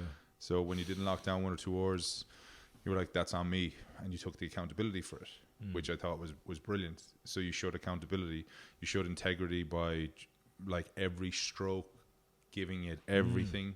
You know, there was the pod like a therapy for you? Absolutely, that. Yeah, it's cathartic. Yeah. I mean, think about the situation, right? You're like, you're going through like you're doing something really hard. It's through the physical prism of life, right? So it's demanding physically. It's relentless. It's not always positive in terms of like your goal, and it's uncomfortable, constantly uncomfortable, and you're not talking to anyone. Yeah. So you just need to like talk and vent. You need to get that out, and you're constantly getting through those challenges. You're just becoming frustrated and agitated, and there's a lot of negative kind of touchings, if you want. I don't know how to explain it. Yeah. And through that, yeah, you just I felt like that's why talking into the phone at the end and just helped a lot to relieve some of those negative emotions that were kind of building up, and if they continued to build, would probably kind of end up into almost like a volcano, and an explosion then, so it really did help that way, and it's amazing. Sometimes you get into a flow, you kind of, I'd be in my head all day, and I'd have a kind of decent idea of, okay, what do I want to talk about tonight? Because a lot of the time I did the podcast just before I'd fall asleep, or did the recording, and you'd want to kind of relay. So I, as far as I was concerned, it was a dispatch from the day, right? So you'd want to relay some of that, and you'd have the rough offline, in your head.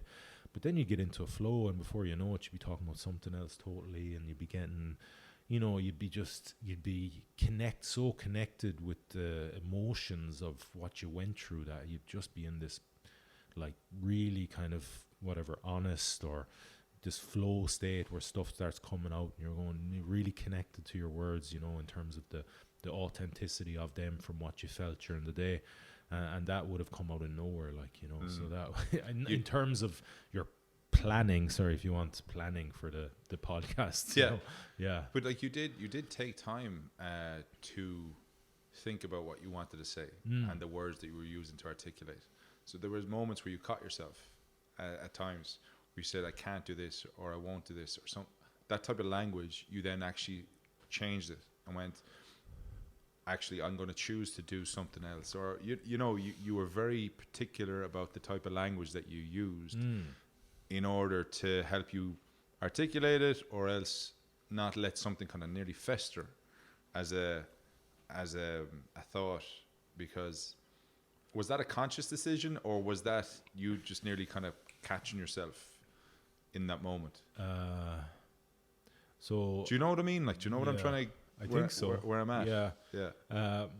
Maybe more of a catch in the moment, if you want, but aligned, like not licked off the ground, right? Aligned with my values, aligned with my philosophies, aligned with the values of the podcast, and why I do it. Like, I don't, there's a reason to why I do it, and it's kind of they give a direction to how I articulate myself. So sometimes we can get kind of redirected or misdirected for whatever reason, be it our emotional state or whatever, and it's just catching yourself in that moment. Hang on, no, be honest, be authentic, tell the truth, no matter what that means. Talk to me about the nature that you experienced along the way, because I think at one point you were surprised that you hadn't seen as much.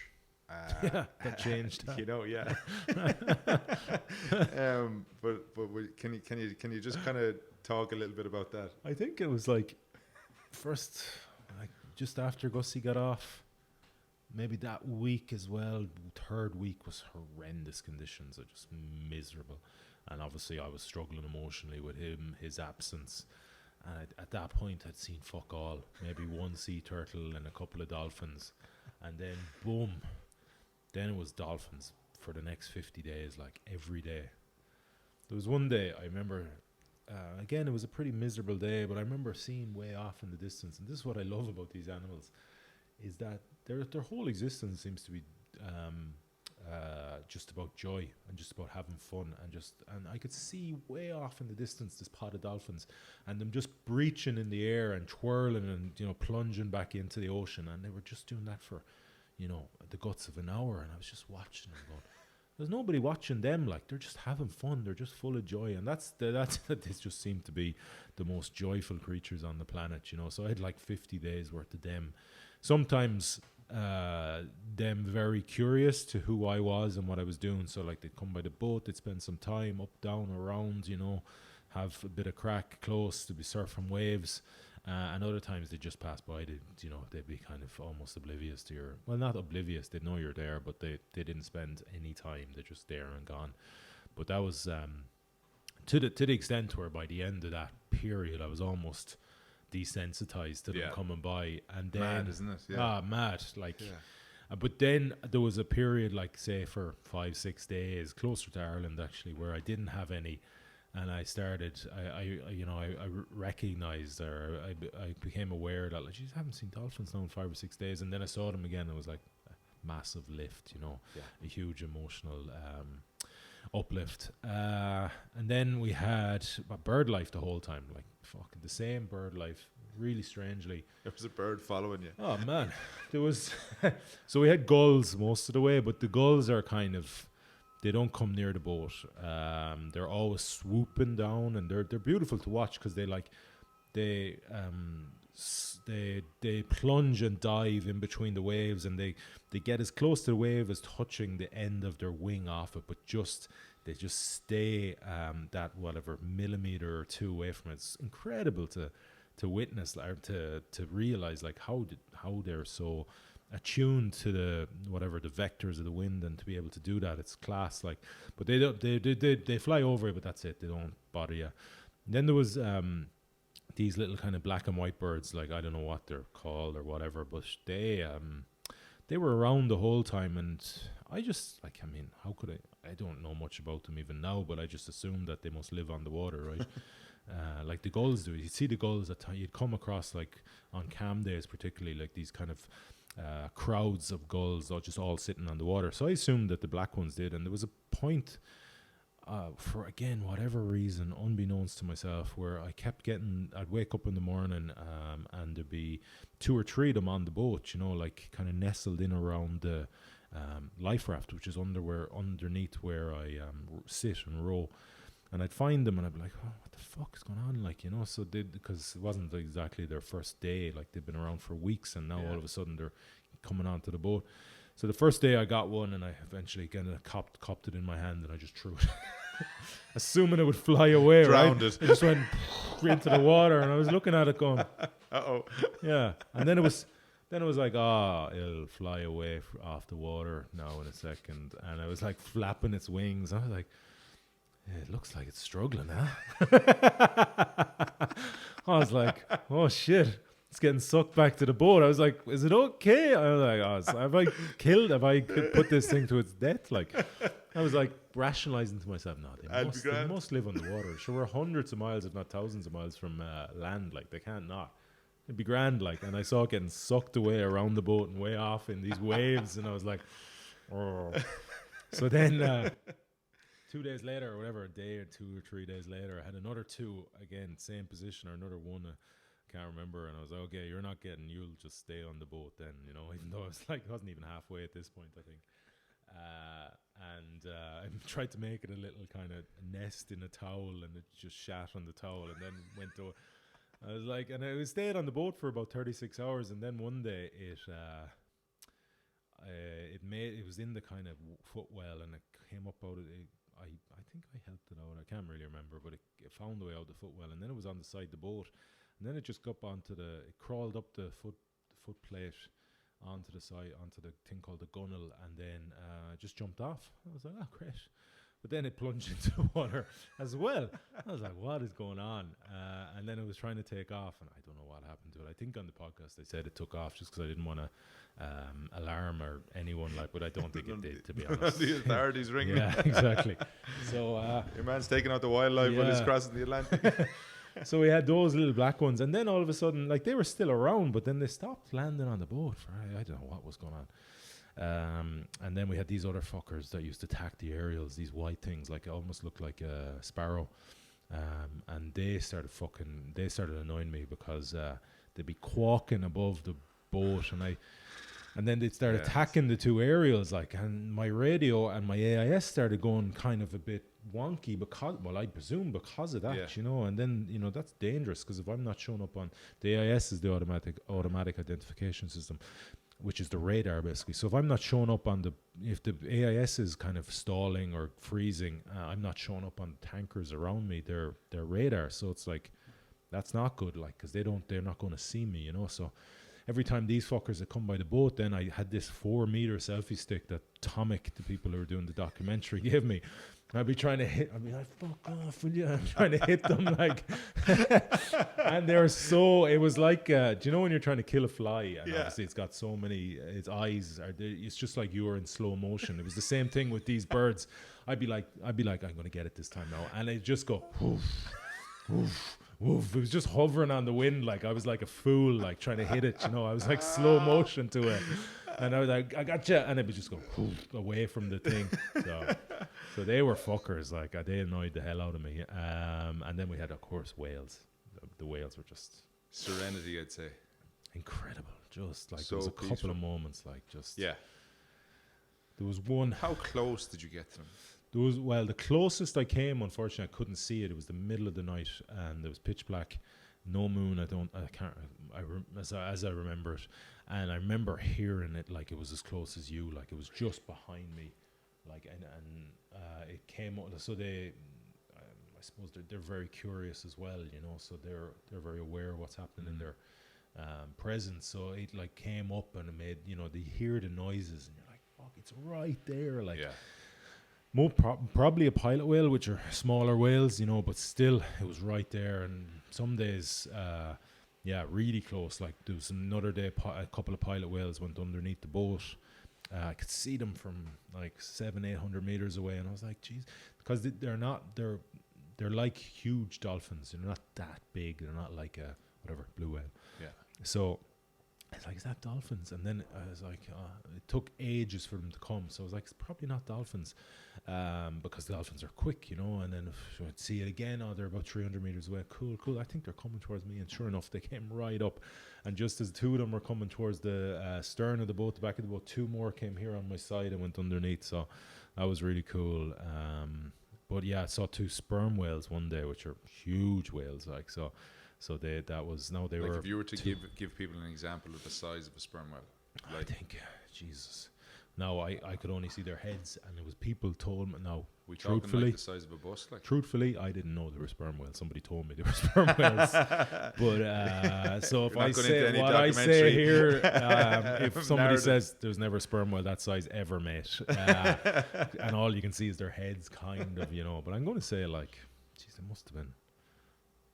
I'm going to say 20 meters, something like that. They were huge. I have the video there. See them, We'll stick it up.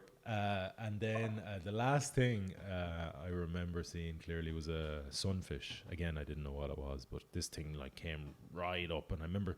A sunfish. What the Yeah, hell? right. So it's like it's the only fish on the ocean that doesn't have a tail, right? So it's like this circular thing, right? And it can turn onto its side. And I remember just seeing this flapping kind of fin. I was like, what the fuck is that? And it was right beside the boat. I was like, oh, hello.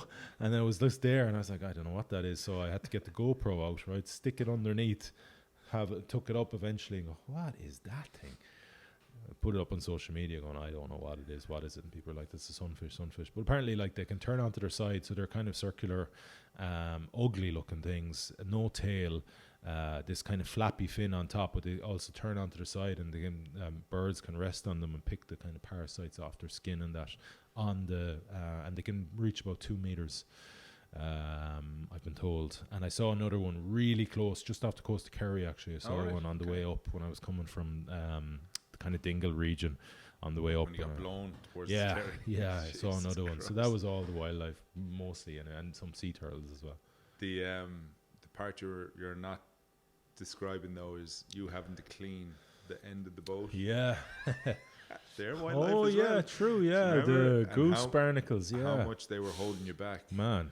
Because like I remember you talking about the fact that you were wondering why you were like not making the Yeah. headway that you wanted to make. Yeah, it was so And slow. then how did you know to get under the boat to check it out? Well, Because so that or was... is I that was- something that is naturally happens? Yeah. So like that's the thing with ocean rowers, like you know you have to at some point get in and clean the hull if you can, right? Okay. If the weather permits. And I remember actually seeing a guy, there's a Russian explorer called Fedor, oh man, his name now is fucking kind of outside of my capacities of Russian, but it begins with a K, Afovich or something, right? He's an old guy. He's a We'll put him in the Russian show notes. Orthodox, yeah, Russian Orthodox priest. He's a fascinating guy. He's done some absolutely incredible stuff, but he rowed across the Southern Ocean from New Zealand to Cape Horn. So, no, Cape... what's the bottom of South America? Man, show my ignorance here. But and they lifted his. I remember seeing it took him 153 days, I think, and I remember seeing when they lifted his boat up just full of fucking some type of barnacle, and I'm thinking, oh, maybe you don't actually have to, because there's a thing in ocean rowing, you know, you have to get in every 7 days and clean the hull. Anyway, there was again kind of a load of circumstances that meant that by the time it got to like day whatever that was, 75, maybe even 80 something, I hadn't been in, and I was just the boat was dragging arse. In 70 days. I think it was. Oh, was yeah. it? Yeah. I think it was as late as 70, that. 85, yeah. Something like that. It was They're around saying there. clean anyway. every 7 days, and you hadn't been in 70 or 80 days. Yeah. Wow, So okay. I had been in, but the first time I got in, there was nothing to clean. With Gussie on day 12 or something, there was hardly anything there. Actually, a lot of the grime that we'd built up on the Hudson, so neither of us wanted to get in around the Hudson because it was like the boat looked manky. But like, do you want to get in? No, I don't want to get in either. Yeah. So by the time on day 12 I got in, and day 11 I think, and it was like the Atlantic had kind of cleansed the boat, cleaned it, you know. Oh, so right, there was okay, nothing there. It was naturally, really like, nothing to take off. Yeah. Then there was 2 more occasions after that where I tried to get in. The first one, I got in, but then I had no scraper or goggles, I think. And the goggles were way in the front cabin, like deep in, and it was a case of it would take like 40, 50 minutes to get it. You'd have to take a load of shit out and delve in. So I was like, oh, I'll get that next time I'm in the searching for something in the front aft cabin. Remember to take out the goggles. It's not too bad anyway. And then the second time I was sitting on the side of the boat before I kind of plunge in, and dropped the scraper. So like just something you take wallpaper off with. And I remember seeing it. Did I drop the scraper or I dropped the goggles? I can't remember. One of the two. And I remember just seeing them. I hadn't clipped into the thing called the grab lines, which go down. So I wasn't diving in, obviously, as a non-swimmer. So I remember just watching them kind of float away, going, shite. So that was just the reason why I hadn't, to that point, when I eventually did get in, hadn't gotten around to scraping the hull. And then it became so fucking slow. I had to nearly get it reinforced through Justin, the boat builder. I was Justin, what's this, do you remember we talked before about how much does the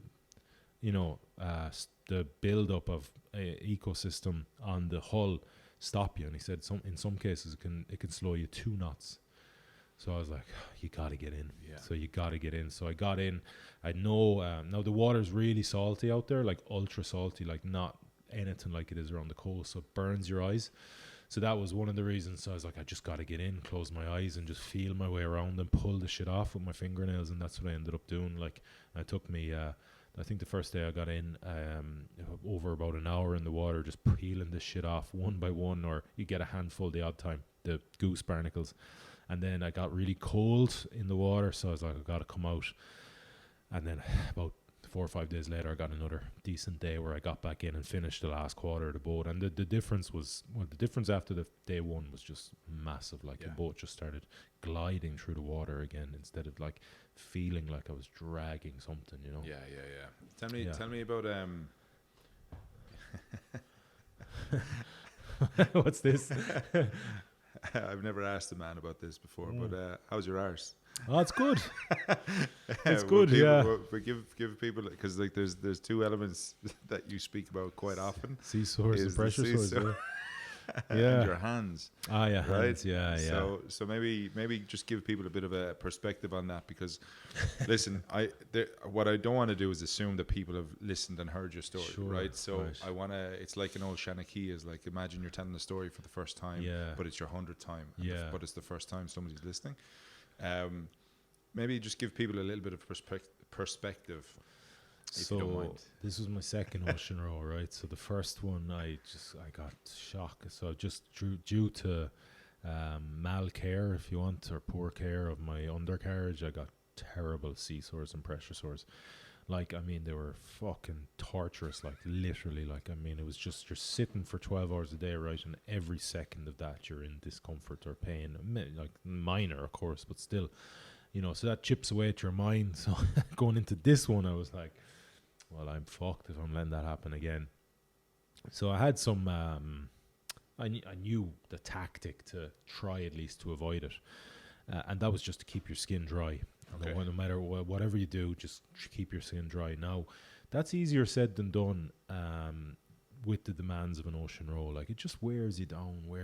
And, you know, you should be doing some stuff, but you're not because you're tired and all you want to do is sleep, right? Yeah. So when you're coming off the oars and Gussie's getting on and those first few days and it's really hard and your body's adjusting and everything, you're like, oh, Jesus, I know I should take off my Everton and lie naked in the cabin, but I just can't be bothered. I'm just going to go to sleep. You know, you make poor decisions. So after a few, like 9 or 10 days, I remember feeling the inkling on my arse. I was like, oh, bollocks.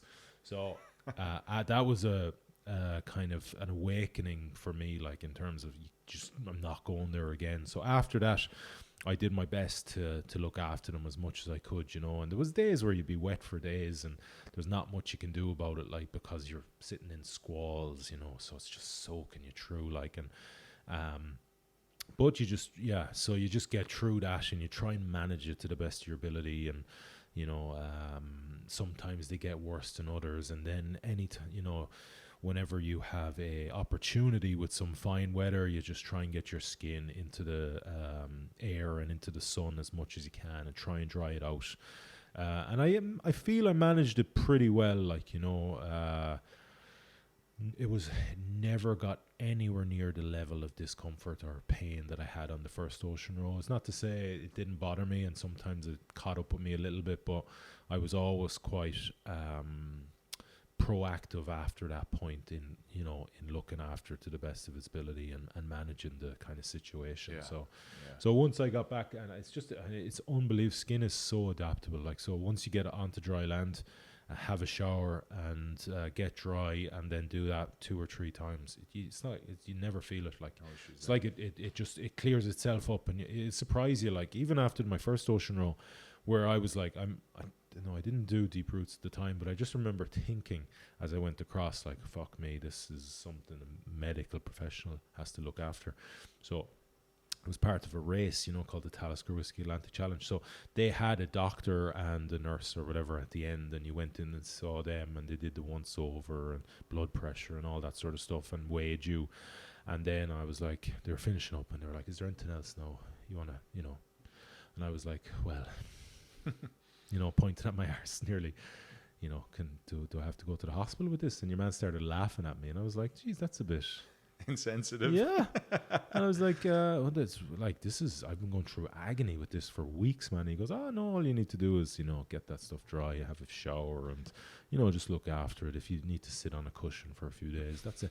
I was like, I don't believe you, man. I've been through fucking hell with this thing. He's like, no, believe me. And I was like, I don't know. And he goes, no, you're not going to hospital. You don't need to go to a hospital. So I was like, okay. And sure enough, it clears up real quickly. Like, you'd be surprised. Like, yeah. Talking about weight there, what weight did you start at, and what weight did you finish at, or have you checked it? Yeah, so I started, well, roughly, right? So I reckon I started about 127, 28 kilos, and I was about 97 at the end. 97. Yeah. Holy, you're 6'6", right? Yeah.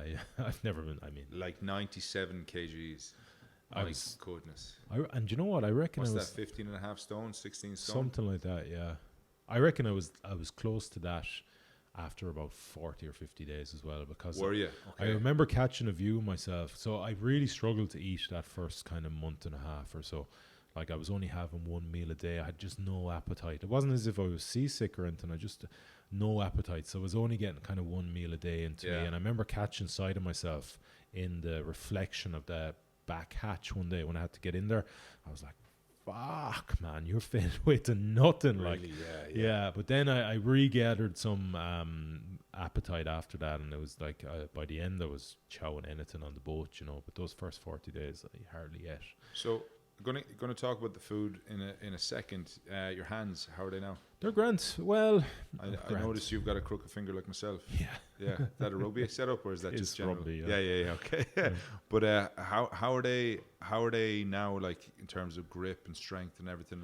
And I'll just tell you a quick story about this. I came in to the harbour, you know, so came in the day, and we had a thing organised for close family and friends in the harbour hotel. So like some of the lads I played with were there. JP Walsh, Peter Bracken, Christian Short, Johnny O'Connor, and we were all sitting around towards the end, and a lot of there was kids there, and it was brilliant. It was lovely, like. But we were chatting, and Brack said something, and I saw his finger. I said, "Geez, Brack, I have one of those too." And we were chatting. How did you do that? I broke a finger, didn't even notice. And Johnny's sitting to my right. Johnny, he goes, "Oh yeah, you're great, aren't you, lads?" Showed his hands, man. Literally every one of his fingers were at right angles. Like they were like every one of them were like. I was like, "All right, Johnny, yeah, you win." Jesus, how the fuck? You need to get that looked at. Oh my god, man, horrendous looking fucking. There's a friend of mine, Dylan Fawcett, butcher. I don't know if you know him, but he's playing in America. He's a hooker over in America, and like that, his hands are literally just all right angles. Right, they're all like this. Yeah. I'm giving out about a crooked baby finger. But the hands are good. Hands are good, yeah. Last time again, it took like fucking about 4 months. So that's the biggest hangover from an ocean row, because you're clamped on the oars for like 11 or 12 hours a day, right? And your everything adapts to that position and the force you're putting through it, because you have to clamp down on the oars, because otherwise you get knocked out of your hands. But what I did differently this time is I went with kind of an over thumb grip. Okay. So like rather than going around the handle of the oar, I went over, and that I think that's helped a lot. So they're not as sensitive now as they were. It literally took 4 months from getting off the boat last time to been totally pain-free, any sort of recognition of discomfort, pain, stiffness. Whereas this time, you know, okay, in the mornings I still feel a little bit, but I'm way ahead of where I was before. Okay, yeah. Interesting though, isn't it? It's like you're staying once you're in a constant state. Yeah. How quickly your body adapts to that. Yeah. They were talking about food. There was a moment you speak about where you capsize and you lose one of your cookers. Is it? Yeah. One of the things that you light. Water boilers. Yeah, water boilers. Yeah. And I think that was kind of pretty early on in the whole setup too. You get to a point where you're basically drinking your meals, right? Yeah. How? First of all, can you talk to me about that, right? And then second of all, let's talk about how your body adapted to actual hard food when you got home. So yeah, they come back to the 3 capsizes. So we have a thing called the jet boiler, which is just boils water, boils it like nearly in a matter of seconds, right? That's attached to a gimbal, which is attached to the hull of the boat, or one of the bulkheads. Because the most dangerous thing on that boat is quite probably boiling water, you know, if you think about it. So it swings with the boat, you know, so whichever way the waves are knocking the boat, the gimbal swims. So even if you are boiling water at that time, it's relatively safe. But it's clunky, right? And I remember I was trying to lock down the boat, and I'd put the gimbal with the jet boiler attached to it inside the foot cabin, alongside inside the footwell, which in the cabin, alongside the 10-liter drinking water container. And I was getting in and out of the cabin so much that I kept kind of grazing my knee off one of the corners of the gimbal. I was like, for fuck's sake, get this thing out of my way. So I put it outside into the footwell outside, and I forgot, thinking I'll bring it back in later, you know, because obviously it's a very important part of the equipment, and I was locking down the boat for possible capsizes. Yeah, I forgot to bring it back in alongside the 10-liter container. So in the first capsize, I lost. Gone. Which meant that I had no way. So that was my second jet boil. The first one had just petered out. The wick had got so wet it wasn't picking up the flame. the gas flame anymore. So I had hopes, and I took a couple of days to try and revive that, but it was no good. So that meant that I had to eat the dehydrated food with cold water. So it was cold. And a consequence of that was that it didn't mix very well if you put in the requisite amount of water. So I had to over hydrate it, if you want, which meant it was really watery, which meant the only real way to eat it was to drink it. So I was drinking from day 24 to day 112. I was drinking, so that's 88 days of cold, watery. So I'd say you enjoyed your first hard warm meal, like a steak or breakfast, or it was what was it like? Well, the first meal I had I remember this. Was oats and fruit and honey and milk, because it was just that's what I would normally have. I think the first meal you had was a police officer's lunch. Oh yeah, true. Actually, yeah, that's right. I forgot about that. Yeah, fair play to him.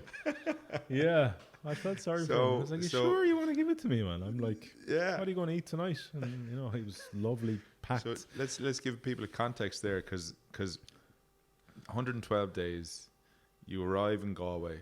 Yeah, but you get struck by a couple of waves. You get hit with a current. And let's talk about that moment, Furbo. Because one of my friends actually lives in Furbo, and he sent me a text message. He goes, your mate is after landing here. Yeah. Des Creedon sent me that message. But tell me about that moment. Yeah, there's a lot to it, right? There is, I know, and we've been going for a while, but I just think it's. So I'll fast forward, So just massive winds from the south blowing north, and just beyond the capacity of an ocean rowing boat, one person rowing an ocean rowing boat, in terms of holding it against those, significant force, probably 8 winds. So ended up getting blown onto the shore, the southern shore of County Galway, the northern shore of Galway Bay. It was pitch black, because there was no moon at the time. Again, unfortunately, I was in very shallow water, which means really steep waves. So I'm dealing with a capsized threat. I'm also dealing with the land threat as well. So it was incredibly tense moments, right? I'm rowing along. I'm reevaluating my plan, literally every second or 2 seconds, just trying to run through all the information I have and trying to make smart decisions to get to somewhere where I can hunker down for the night before rowing into the harbour the next day. Because of the darkness, perception is a little bit askew, and I feel and think I am further from the coastline than I actually am. Of course, you can see the lights on the coastline, from houses or from street lights or whatever. But it's the perception thing is off. So I feel I'm further out, and I know kind of the coastline. I've been up and down it many times, and me and Gussie came in the coastline the time we did the Kirk Row. So I know at Porrickeen's, which is a pub restaurant there just outside Furbo, that there's these 2 rocks that jut out further than you think. But I feel I'm 50 meters further out into the ocean than I actually am. And I look around behind me, because my head's on a swivel, between the waves crashing on the side of my boat on the left that are a capsized threat, and on the right the coastline. And I look right behind over my right hand shoulder, and there they are right behind me. So I'm like, fuck. So instinctually I realize I have to flick the boat round 270 and head out into the surf, that aggressive surf that's been churned up by these force 8 waves. So it's significant. It's no fucking picnic, right? So I know I need to get the nose of the boat perfectly flush with the wave break, because if I give any side of the nose, if I open it up a little bit, the power of that wave is just going to hit me and turn me sideways, and then possibly turn me over. And of course that's what happened. I wasn't perfectly, when I did flick the boat around 270 and row out into the waves that were coming onto the shore, and the surf or the break of them, I just wasn't. I gave a little bit of the nose, and it just pushed me sideways to the left, and then knocked the boat over, broke an oar on this side, and popped back up. But that was my last So I had 2 oars at that point, so I was down to 1. So can't do much wrong with 1 oar. So that was it. Then I kind of realized, well, I'm just going to be pushed now by the brake onto the rocks, and that's what happened. About 20-30 seconds later, hit the first rock and got pushed up a little bit more. Sound was insane, heartbreaking. Yeah, Heartbreaking. Like I still do a strong emotional attachment to that boat, like, you know, and now it's going to be ruined. Like, it's going to get the shit kicked out of it. Of course, my initial take as well was failure. Like, you failed in what you're trying to do. Like, now that's totally changed. But initially that's what I thought, you know, so I was incredibly disappointed, and then the boat was getting the shit kicked out of it, so it was like ripping my heart to shreds, you know. Now could have been way worse. The land was right there. I basically was on land, you know, because there's a load of rocks. Like, I was out there actually only about a week ago for the first time, and I was looking at it, and it's like littered, like in the light of day. Yeah, it's littered with rocks, and we actually got pretty far up on through, like, so there's a beach, and then there's all these rocks, and it, you know, could have, if I was much further out on the rocks, you know, in deeper water, obviously as a non-swimmer, then it would have been a totally different scenario getting off that boat. But because I would been pushed so far into the coastline, where Cushla McCree ended up on the rocks, it was just a case of me getting onto them and just kind of been able to kind of crawl away then from. So that's what I did basically. She eventually got pushed against her big cabin, her stern cabin got. So the whole boat got pushed further and further onto the rocks, right? But what stopped it getting pushed anymore was this huge rock, which was kind of nearly as big as the cabin. So that's what I ended up kind of getting onto, and then sliding down the seaweed on it. And my legs didn't work basically because I've been on a rowing boat. You've really no proprioception, right? So kind of almost crumpled. It's like my body had no structure, you know, so I kind of ended up crumpled underneath the bottom of the rock, and then I raised myself up using the rock, but when I tried to turn around and take one step, I realized I just didn't have any strength through the load-bearing leg to lift the other one, so I kind of just ended up kind of at a right angle at my waist from myself, and then I realized this is futile, so I just plopped onto my knees and started crawling with so what I'd also done is grabbed a few what I deemed were like essentials. So I realized I was going to have to, you know, contact someone. I had thrown out the EPIRB, which is the emergency beacon, and I pressed the distress button on the radio, but I wasn't sure either worked. In fact, I doubted either worked, which, you know, I was wrong. They both worked. Well, definitely the EPIRB worked, but as far as I was concerned, I was going to have to ring somebody or contact somebody and let them know what happened. So Chris McDara, somebody who could, you know, raise the emergency. So what I did is I filled a grab bag, a waterproof bag with sat phone, began my own phones.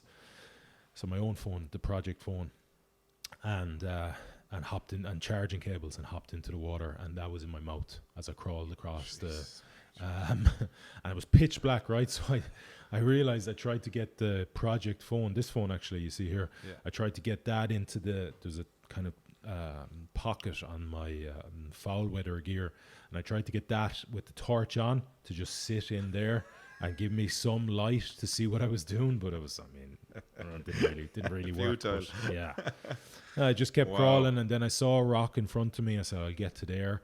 Got to that rock, took out the BGAN, which is this unit broadband satellite uplink. So this project phone was working off an American SIM. It wasn't picking up any networks here in Ireland. My own personal phone was dead. So I realized I had to use this phone, connect it to the BGAN, get that. And I just sat there. I rang Chris, woke him up, told him the story. He then coordinated it wasn't. So he kind of came in on the coordination of the rescue, even though, because the EPIRB had gone off, that had activated in Valencia Coast Guard. So they were the ones who notified Invern Garda Station to come. So that's how the two guards got there so quickly, Vinny and Marcin. And then so I rang Chris, and then I rang McDara, because McDara lives in Barna, which is only like 3 or 4 kilometers Yeah. from where I was on Furbo. the rocks, Furbo. Yeah. So I said to Mac, I'm on the rocks. And it was real bad reception. It was one of those, hello? I was like, fuck, I don't need this right now. Like, you know, I was like, have you got a high-powered torch and a pair of spare trainers? And he's like, yeah. I said, I'm in Furbo. I'm on the near side of the beach. You need to come get me because I can't walk. So fair enough to him. He hopped in the car. He wasn't long after the guards came. He came, you know, and yeah. So the guard then, I put that away and then crawled a bit more and then stopped because it was fucking. I was not comfortable, obviously, crawling on rocks and seawater on your knees and hands, and then crawled a bit more, and then I was looking up, and I could see there's a big kind of hill, and then you have the road, or the beach and the road, and I could see these flashing things. I was like, what the fuck? I was like, that's probably flashlights. Oh, if that's flashlights, it's for me, definitely. Yeah. And sure enough, they eventually came over the hill, and I had a torch, and I took the torch out, and I was shining it like that, and not that they probably didn't see me, but and then it was the 2 guards, and they one under each shoulder, and then brought me up to the squad car, and then the other squad car came like 5 minutes later, and then the lads gave me his lunch, and then MacDara came, and yeah, so And your body's adapted ever since, though. yeah, exactly, yeah. Well, even like, so MacDara, so there was an ambulance came, a guy who was in school with actually was one of the paramedics in the ambulance, and they were like, we need to get you to the hospital, and I was like, I don't need to. I thought, that's sorry, like I'm fine, like just want to go home. I'm fine. There's nothing wrong with me. They did the normal tests, and they said you're grand, you're looking good, like, but we want you to go to the hospital. And I was like, why am I going to the hospital? Like, not like that, but I was like looking at Mac going, and he knew well I wasn't going anywhere near a hospital. I said, listen lads, I appreciate it, but I don't need to go to the hospital. I'm fine. Grand. So Mac actually dropped me back to Renmore, and when I got out of his car, in fairness, I was able to walk in the driveway. So like that just shows you how quickly you kind of get back adjusts. into it. Yeah. And then you met Roselle. Yeah. So you had that moment then. Yeah. That you didn't visualize, right? No. What was that like? No. Well, I did that weird thing you do, like go when you get to a door and it's late, and you go, I just knock lightly now, but you want to wake people up. So it doesn't make any sense, right? So I'm like, and I was like, why you knock? Like, you need to knock loudly if you want to wake someone up. Like, anyway, so she's a light sleeper anyway, and I was in the porch, and the window opened, and she's like, hello, and I stepped out of the porch, and I was like, oh baby, it's me, and she's like, so she ran down and let me in, and then it was lovely. That was 2:30 or something. We didn't go to bed till 5, so she had Elodie with her.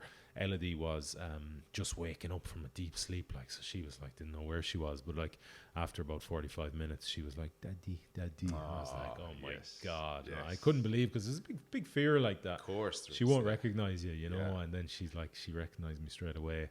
I'd say that moment was magic. Man, it was unbelievable. I was like heart lifting, you know. And we spent, like I said, 2.5 hours just chatting, and it's beautiful. It's beautiful. Looking at back in hindsight, like, it's so important, you know, like, because I can't imagine come in straight off the ocean, all those people there. Yeah. But first, Roselle, Elodie, my parents, Andrew, Gillian, my brother, sister, friends, right, kind of waiting for you on the slipway, in front of everyone, like publicly, like that. I probably would have gone like that, but you know, it would have been it would have been too much, like, you know, and not being able to walk. Remember as well, like, you know, having sea legs, and would have been too much. So having the morning at home, so as mom and dad eventually realized that I was in the house when I think dad told the story in the late, but definitely mom came down at one point, and she said to Roselle, have you heard from Damian this morning? And she goes, Damian's upstairs. What?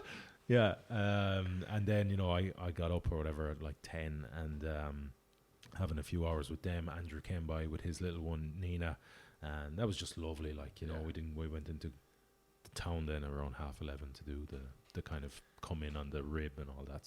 So yeah. When Elodie listens to your podcasts and adventures, right, what message do you hope she takes from it? just be authentic and be honest with yourself. You know, I think that's really powerful place to function out of. And be curious, and you know, follow your, if you want your heart, follow your intuition, do what holds some sort of meaning to you.